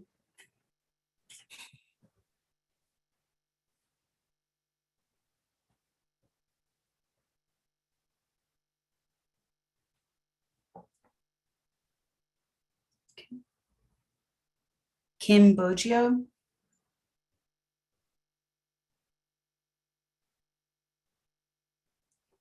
Michael Purdy. Lucci, this may be just a quick question, then a comment. This is a requirement due to the Paperwork Reduction Act, right? Yeah, I see you. Okay. I don't have a response as to how long it will take, but I would suggest that 8 hours is a little light in preparing this. But thank you.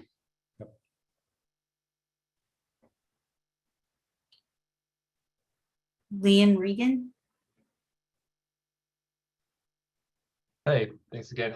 Was there a method for how this was generated beyond, or the 8-hour figure was generated beyond the Paper Reduction Act? We didn't have a formula or a rubric. It was just an estimate.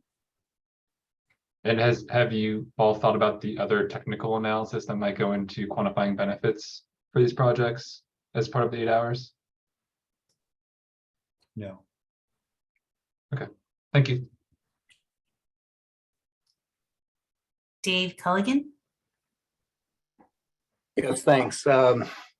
Echoing what Mike Purdy said, yeah, I would agree the 8 hours is very light, in my opinion, at least. And I think it's important to be mindful of this because we haven't, maybe it'll come in one of the later topics, but we haven't really heard yet when the application window will open and how long it will be. If the application window is presently envisioned at 30 or 45 or 60 days on the assumption that, hey, it's only going to take 8 hours for these, it's not going to take very long. You just want to have those correlated and commensurate with each other. Dave, do you have a number in mind at all? I do not. We're still digesting it all. Okay. Fair enough.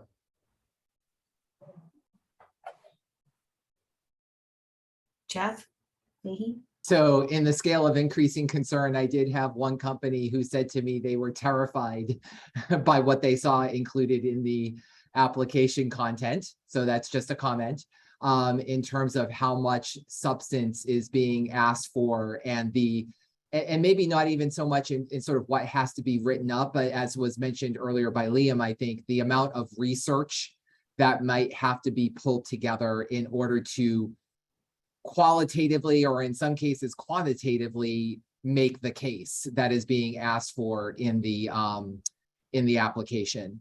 So that being said, one practical question is as I recall, Tim and Luciana, the draft guidance document did include page limits for the community benefits plan. Right. Was there any consideration to putting additional page limits for other sections of the application content? And that you don't have to answer that question. That is just potentially a comment as well. Page limit for other parts of it could be useful as well.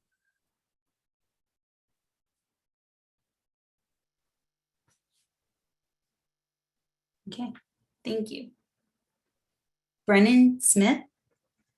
Yeah, just add a clarification perhaps you could make. In section 11, there's a statement that says resubmitted applications will receive a new timestamp. And that is in the context of I think if there's information that you request from an applicant subsequent to their initial submission, does that new timestamp that you assign have to be before the close of the application window? I'll let Lucci answer first. So that information, of course, that information should be submitted before the application window, if possible, but that sentence will be removed from the final guidance. Thank you. Tim, would you like to add anything? No, well, I was going to answer Brennan's question is that, so that's for asking for additional information, clarification. I think that's the purpose there. So most likely that will come after the applications or the due date goes by. So the answer is, the question is no, it won't, it doesn't need to be before it needs to be before the time that we establish that the new information is due.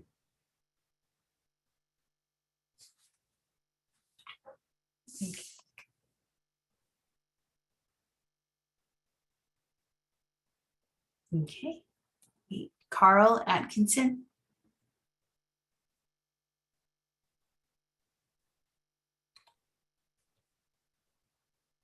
Sorry about that. Yeah, just on that time window, I mean, the 12 pages on the disadvantaged economic communities and so forth area is already sort of a daunting task, even in the 8-hour period. The technical items that you've identified in terms of cost estimates and technical requirements. If you're talking about a project that already has that distilled and a project that's already sort of in work, that could just be gathering some information. But if it's a project that's being more or less developed at this time, that could be quite a bit of time. I would estimate, even to take the information from various sources, that you're looking at no less than probably 40 hours of time to put this kind of an application together in even a reasonable way, just as a rough period. Okay, thanks. Thanks, Carl. Thank you. Jennifer Scott. Hi, yeah, thanks. I had 2 questions. One, do you have an estimated timing of when you guess that the application period would become open?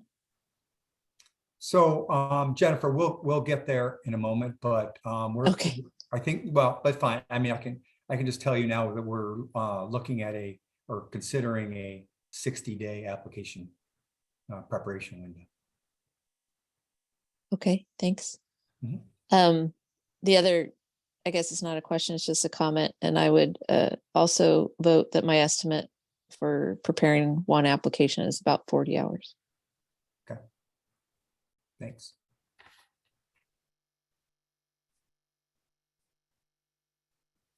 Thank you. Jeff? Just a quick sort of follow-up on that whole timestamp discussion. I think, and maybe with it coming out, it solves the question, but there isn't any, there's no effect on scoring or ranking or prioritization based on when applications are received. Right? That's correct.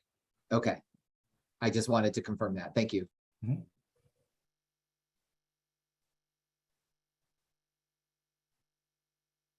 Okay, are there any other comments?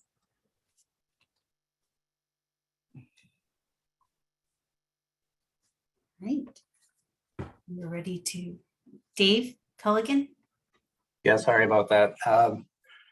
I guess I'd offer a comment on a prospective 60-day application window that feels short.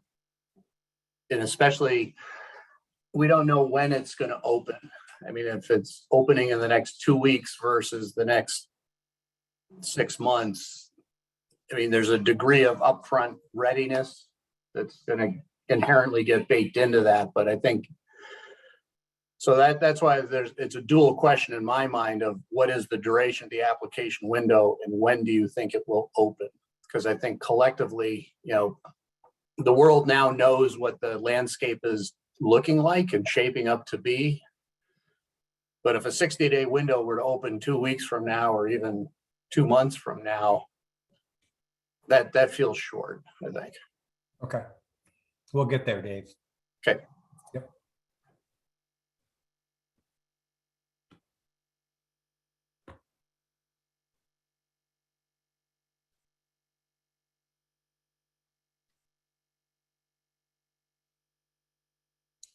Okay. Next we have a break, a 5-minute break. Tim, did you want to push through or take that break? I don't know. Could we take a vote? So we have next, we have general comments, and then we go over the schedule, right? Correct. I think we can. Thomas, do you have a preference? I saw you just raise your hand. Do you want a break? I'd always prefer a break, but just one quick question for you. Yeah. Was there any consideration of maybe doing like a 2-phased application process to determine whether you have oversubscription first, and then a second phase where once that determination's been made, you submit a complete application with school based on understanding scoring is going to come into place, just to kind of understand, because if you don't reach oversubscription, the applications might be a little different on the than they would be if there's oversubscription, knowing it at the get-go. Okay.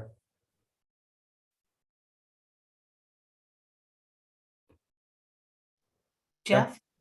And following up on that in a little bit of a different sense, I would assume that when you get the applications, DOE would, this sort of goes to when timing of award notification.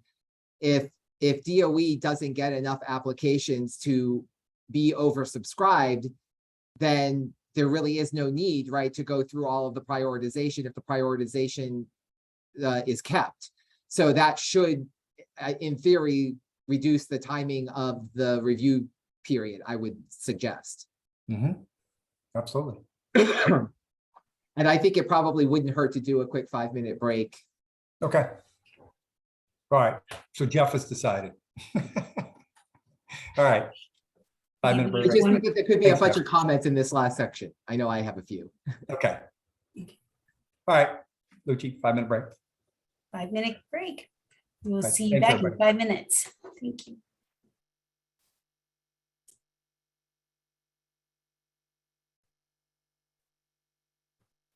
Okay, we'll get started now. So this is the last area of discussion, general comments. We are now accepting general comments, and we'll start with those that pre-registered. Liam Regan. I have none at this time. Thank you. Thank you.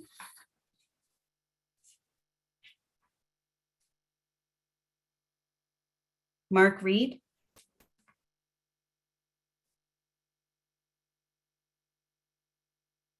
Vincent Bryan. Hi, sorry, this is Lee Morgan. I actually did write a couple down. I had forgotten about. Can I ask them? Okay, sure. Let's see if Vincent would like to go and then we'll. Sure. Sorry about that. That's okay. Go ahead.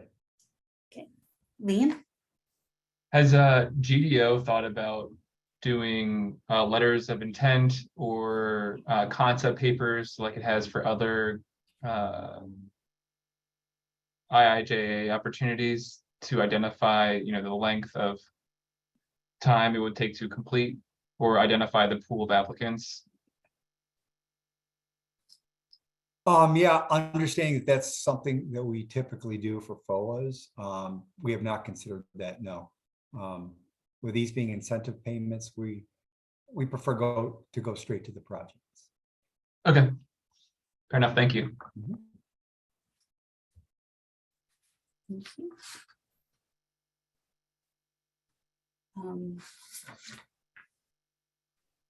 Logan Chacon.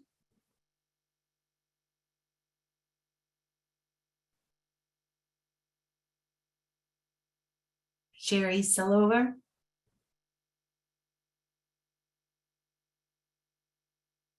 Tom McBartlett. Yeah, I don't have any comment at the time. Just thank you for putting this together. Thank you. Scott Hennessy. Hi, yes, the issue I wanted to raise is just to ask you about the projects that were begun and completed with, or at least a large portion of the investment made after November 15, 2021, but not starting now. And in looking through the guidance, the prevailing wage documentation, there's a lot of things that retroactively are going to be difficult. And I'm just wondering if you've given any thought to that, any thought to some waivers and flexibility on investments already made, but obviously within the intent of the statute eligible. Yeah, Scott, that's a great point. That's something we need to discuss amongst ourselves. I mean, understanding that you didn't know at the time, right? And we wouldn't expect that. So, but yeah, I think we need to clarify that. Thank you very much. No doubt. Appreciate all your work. Yep. Thanks, Scott. John Loving.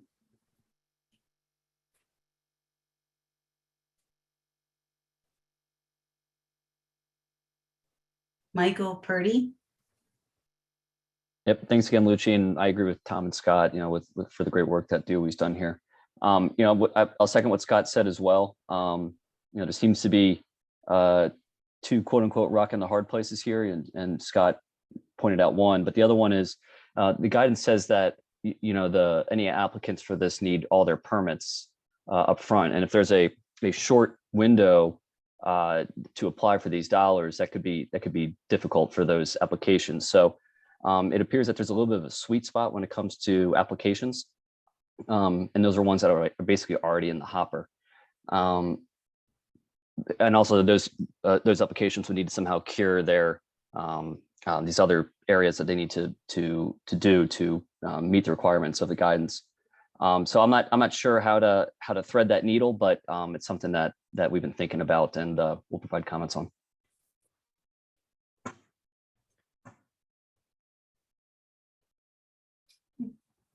Thank you. Sharon Roach.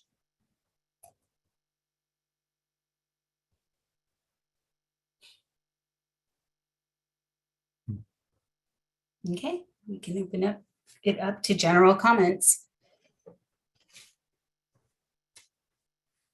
Jeff? So I have a bunch, but I'll just do one at a time. And if others have questions, I'm more than happy to beg off and get back on. The first one is a definitional question, Tim. In the RFI, in the definition of capital improvements, I believe I am correct in remembering that that definition included a tie to the FERC project boundary. But then when you look at the definition in the draft guidance document, that was removed, that tie was removed. But then when you read further into the document, I think it's on page 17, there's a discussion about the capital improvements having a nexus to structures that are within the FERC Yes. project Yes. boundary. Yes. So is the intent then to be that, like, so for example, there may be, for example, hatcheries that people want to apply for funding for that would be outside the project boundary, but clearly have a nexus to the project itself. And so some clarity that outside of the project boundary investments can be included. Okay. If that's the intention. If not, then maybe we should be making a comment. Okay.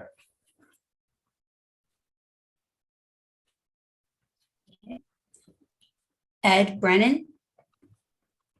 Yeah, and getting back to the 75% of the small hydropower, I would look back to that number because I'm looking at the Oak Ridge National Lab reference to that, and they're talking about hydropower plants, not FERC projects. So whatever that winds up being, just make sure you have the right percentage that applies to FERC projects, since that is a criteria for this legislation. And then getting back to the oversubscription, I understand you're breaking it down into the 3 categories. So I'm thinking roughly a third for each of the 3 categories. But if it's oversubscribed, but the applications come in such that 67% of them are for only 2 categories, are you going to adjust that percentage breakdown accordingly to more or less the number or the percentage per category of all the oversubscription? Because you're making, I guess there's a presumption that if you're oversubscribed, there would be 33% in each of the 3 categories. That may not be the case. That is not an assumption that we are making. Okay. And that's it. Thanks. Christopher Goodwin? Yeah, thanks. I wanted to go back to the comment that Mike made about eligible projects. So as I read that also, they need to have all their permits in place to be eligible for funding.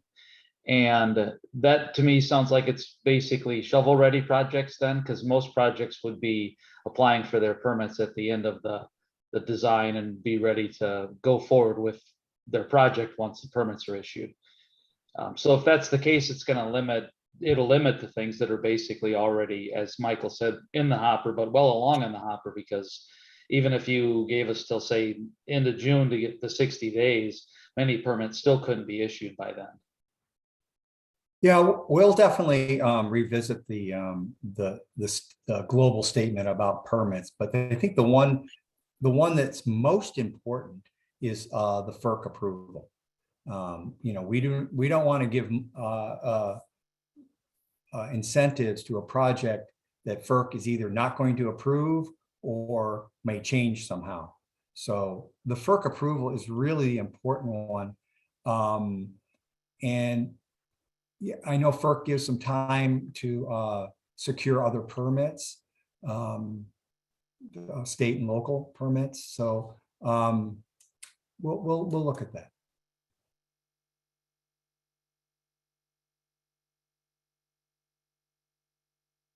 Jeff?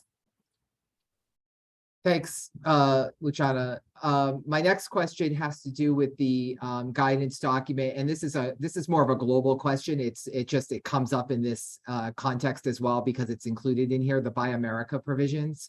I don't know how much more guidance you all can provide, and it has not been clear from the administration as a whole, but it appears that per the OMB guidance, which is referenced in the guidance, the GDO guidance document on 247, that Buy America A, does not apply to projects that are owned by for-profit companies, and B, then does apply if you are a non-federal entity. And then it lists non-federal entities as, you know, states, localities, nonprofit organizations.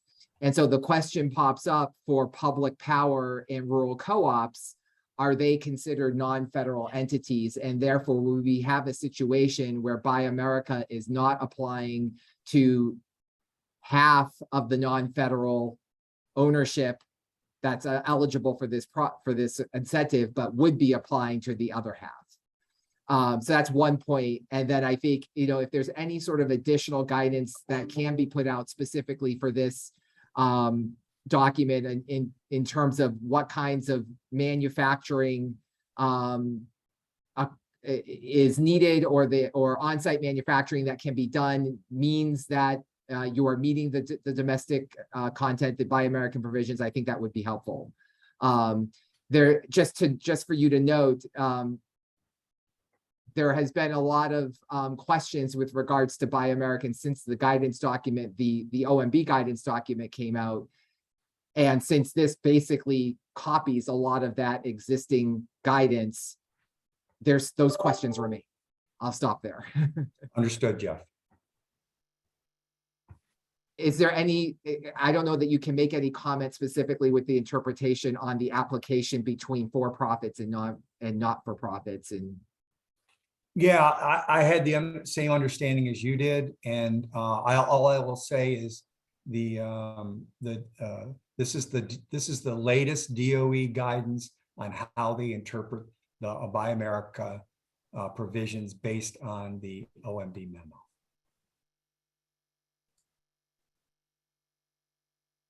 Word for word.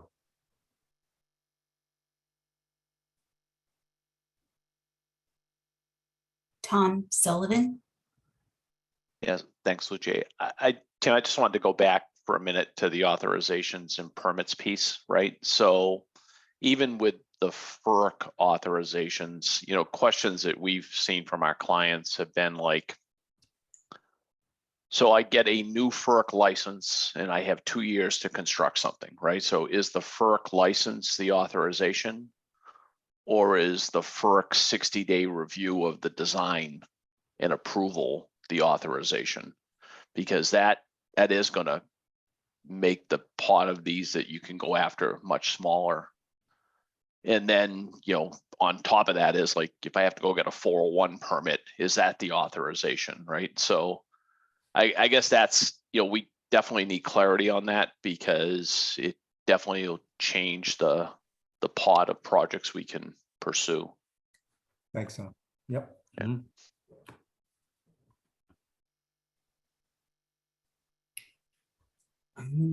Jeff?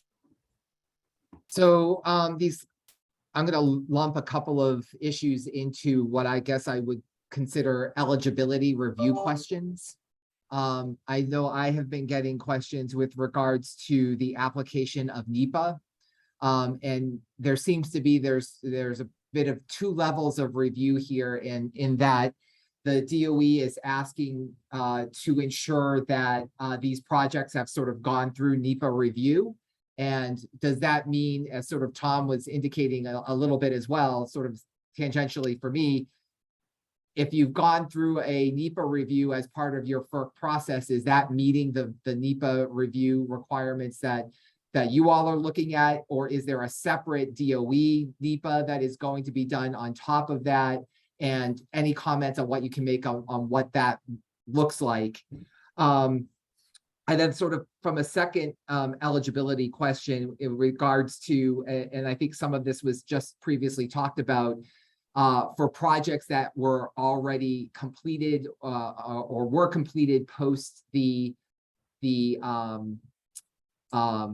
passage of the bill, but may have been years in the construction prior to the bill, going back and not only looking at things like Davis-Bacon and prevailing wage, but also how is DOE going to evaluate things like the community benefits plan that is required for those projects that were completed, for which some of that work happened and the planning for those projects happened before anyone knew what the community benefits plan requirements would entail.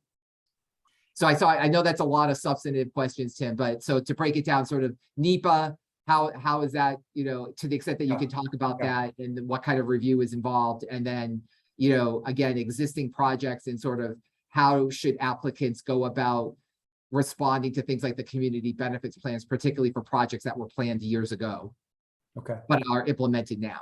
Let me take the latter first. So the community benefits plan, Buy America, Davis Bacon, essentially in arrears for projects that were completed. Clearly, we need to have more clarification on that. You know, obviously, the way we structure it, the way we put it in the guidance is a little bit more forward-looking, but as you point out, that situation does exist. So we'll definitely need more clarification with respect to that. With respect to NEPA, so as a federal agency, the Department of Energy has a NEPA responsibility for all projects that it provides funding for. Now, to the extent that DOE can use NEPA from other sources, primarily here FERC, we are asking for that documentation as part of the application. Our NEPA team will review what FERC has done. If our NEPA team feels that that is an adequate environmental review under NEPA, great.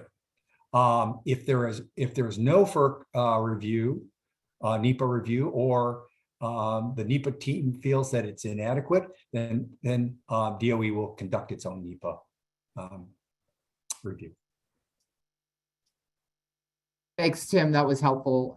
Any comment that you can make as a follow-up to what a DOE NEPA review would look like? There's not much guidance in the document as to what I think in the hydro industry, we're all very cognizant of what it goes involved with FERC and the agencies. But I think a lot of people who have never taken or thought about applying for money from the DOE don't understand what a DOE NEPA review would look like.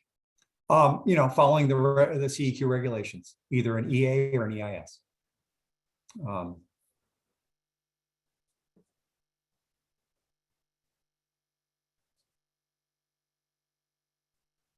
Okay, Dave Culligan. Thank you. I see there was a question or a statement in the chat that you might be making public a list of the applications that have been submitted, but I assume application materials themselves, you would treat those equivalent to CEII type of thing. Okay. And then do you envision, or maybe I would ask perhaps, are you going to jump to the final guidance based upon this feedback, or will you have a second draft and then move to the final guidance? That may be a beneficial thing to think about, to just kind of see how there's been a lot of issues I think that are going to need some reworking, and does it make sense to have another draft document? At this time, yeah, Dave, at this time, we will move directly to final guidance and the first solicitation.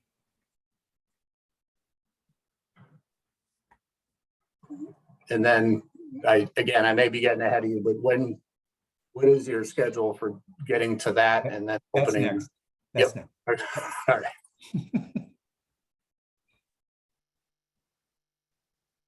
Basil? Yeah, hey, good afternoon. Just wanted to go back to the 25% small hydropower, just to make sure I'm understanding it correctly. So if I've got one station that's less than 10 megawatts, but it's a part of a license that has other stations that may also all be less than 10 megawatts, are we looking at it in aggregate here as far as that 10 megawatt threshold, or are we looking at it at the station level? We will look at it at the license level. At the license level. Okay.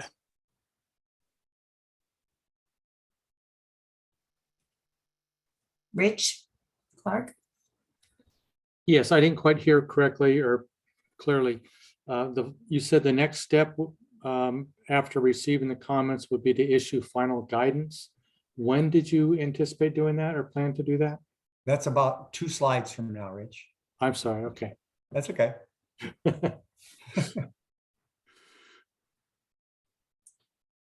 Michael Purdy? Thanks again, Lucci. Going back to the NEPA requirement, Tim, if I, excuse me, if I, actually come back to me, Lucci. Right. Okay. Scott Hennessy? Thank you. Going back to the small business, the small hydro carve out, the justification in the guidance is that 70% of the hydro in the country is small hydro, so it's very important. But then it leaps to the ownership, which excludes larger than small businesses, and that didn't make much sense. Especially because if you have a situation where these are potentially multi-year projects where a small business owner may have to sell their project to IPP or an IOU that wouldn't qualify. And I'm just curious why it seemed unnecessary, complicated to rule out other private owners and limit it to only small businesses. So that was just, Scott, that was just our attempt to identify a small project with a small business and to give preference to them so that they're not competing against the large utilities. It might require just some look ahead to what happens in the course of this if it does a change of ownership, because those qualifications then might not apply to the other owner, but they may have been granted the allocation from the incentive from the application. Thank you. Okay. Good point. Yep. Michael Purdy? Sorry about that, Lucci. I was choking on my own my water here. So no, but Tim, going back to the NEPA analysis, if I may clarify something, a CADX is possible, right? If I'm introducing new SCADA software, right? That's just software. Yeah. Just a thought. Yeah. Don't want to put you on the spot though. People about CADX. Great. There could be some situations.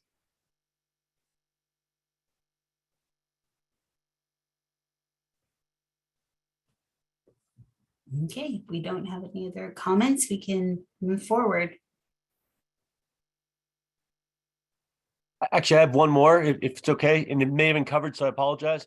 But if that small hydro carve out is not fulfilled by applicants, will that be opened up to other applicants? That question was, I think, was asked earlier in a slightly different form, Scott. That's something we're going to have to clarify. That's a great question. Thank you. Yep. Okay. At long last, the schedule. Gosh, I can't. How do I?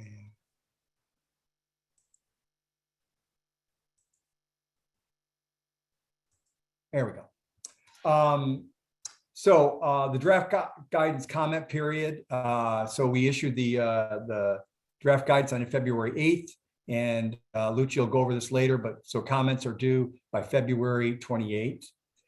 And so our target here is to take into consideration your comments and then put together final comments and open the solicitation hopefully in May of 2023. As I said earlier, we are currently proposing a 60-day window for application preparation. You are welcome to comment on that window. Some of you already have. So we will be starting in July. We will be begin our evaluation of the applications and doing our scoring and selection if we're oversubscribed. And we think we're going to be looking at issuing initial payments between September and November 2023. Now, we think that, depending on the, what people are asking for and what the projects we approved and how much we're oversubscribed and how much money we have left. And there isn't, as you've noticed, there is an appeal period as well. we're not looking to issue all the payments in one giant day. So they'll probably trickle out between September and November of 2023. And then, of course, issuing our final payments would be upon completion of the work. So we're really talking about the initial payments is the 10%, or in cases where the project has been completed, covering expenses after that November 20 date, the entire 30%. So anyway, we are open for comments on our proposed schedule, and but this is where we're sitting right now. Any questions here? Oops. Okay.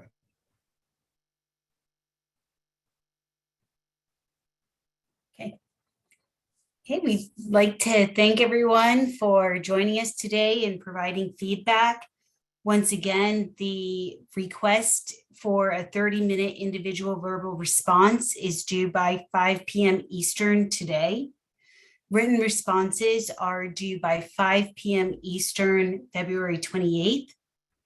And we encourage you to sign up for updates from the Grid Deployment Office. The link to subscribe is within the chat. And we will also make a transcript of today's webinar available. So thank you again. Oh, wait. Dave's going to get the last word. No, not getting the last word, just the last question, perhaps. I guess just in the spirit of setting expectations amongst the industry, comments with respect to the timing of when the window will open and the duration of the window. Is that die pretty well cast? I mean, is there, and I think it's important just to kind of level set and just calibrate. The die is never cast, Dave, but I can tell you the department is anxious to open the solicitation and get this money to the industry. Understood. Fair enough.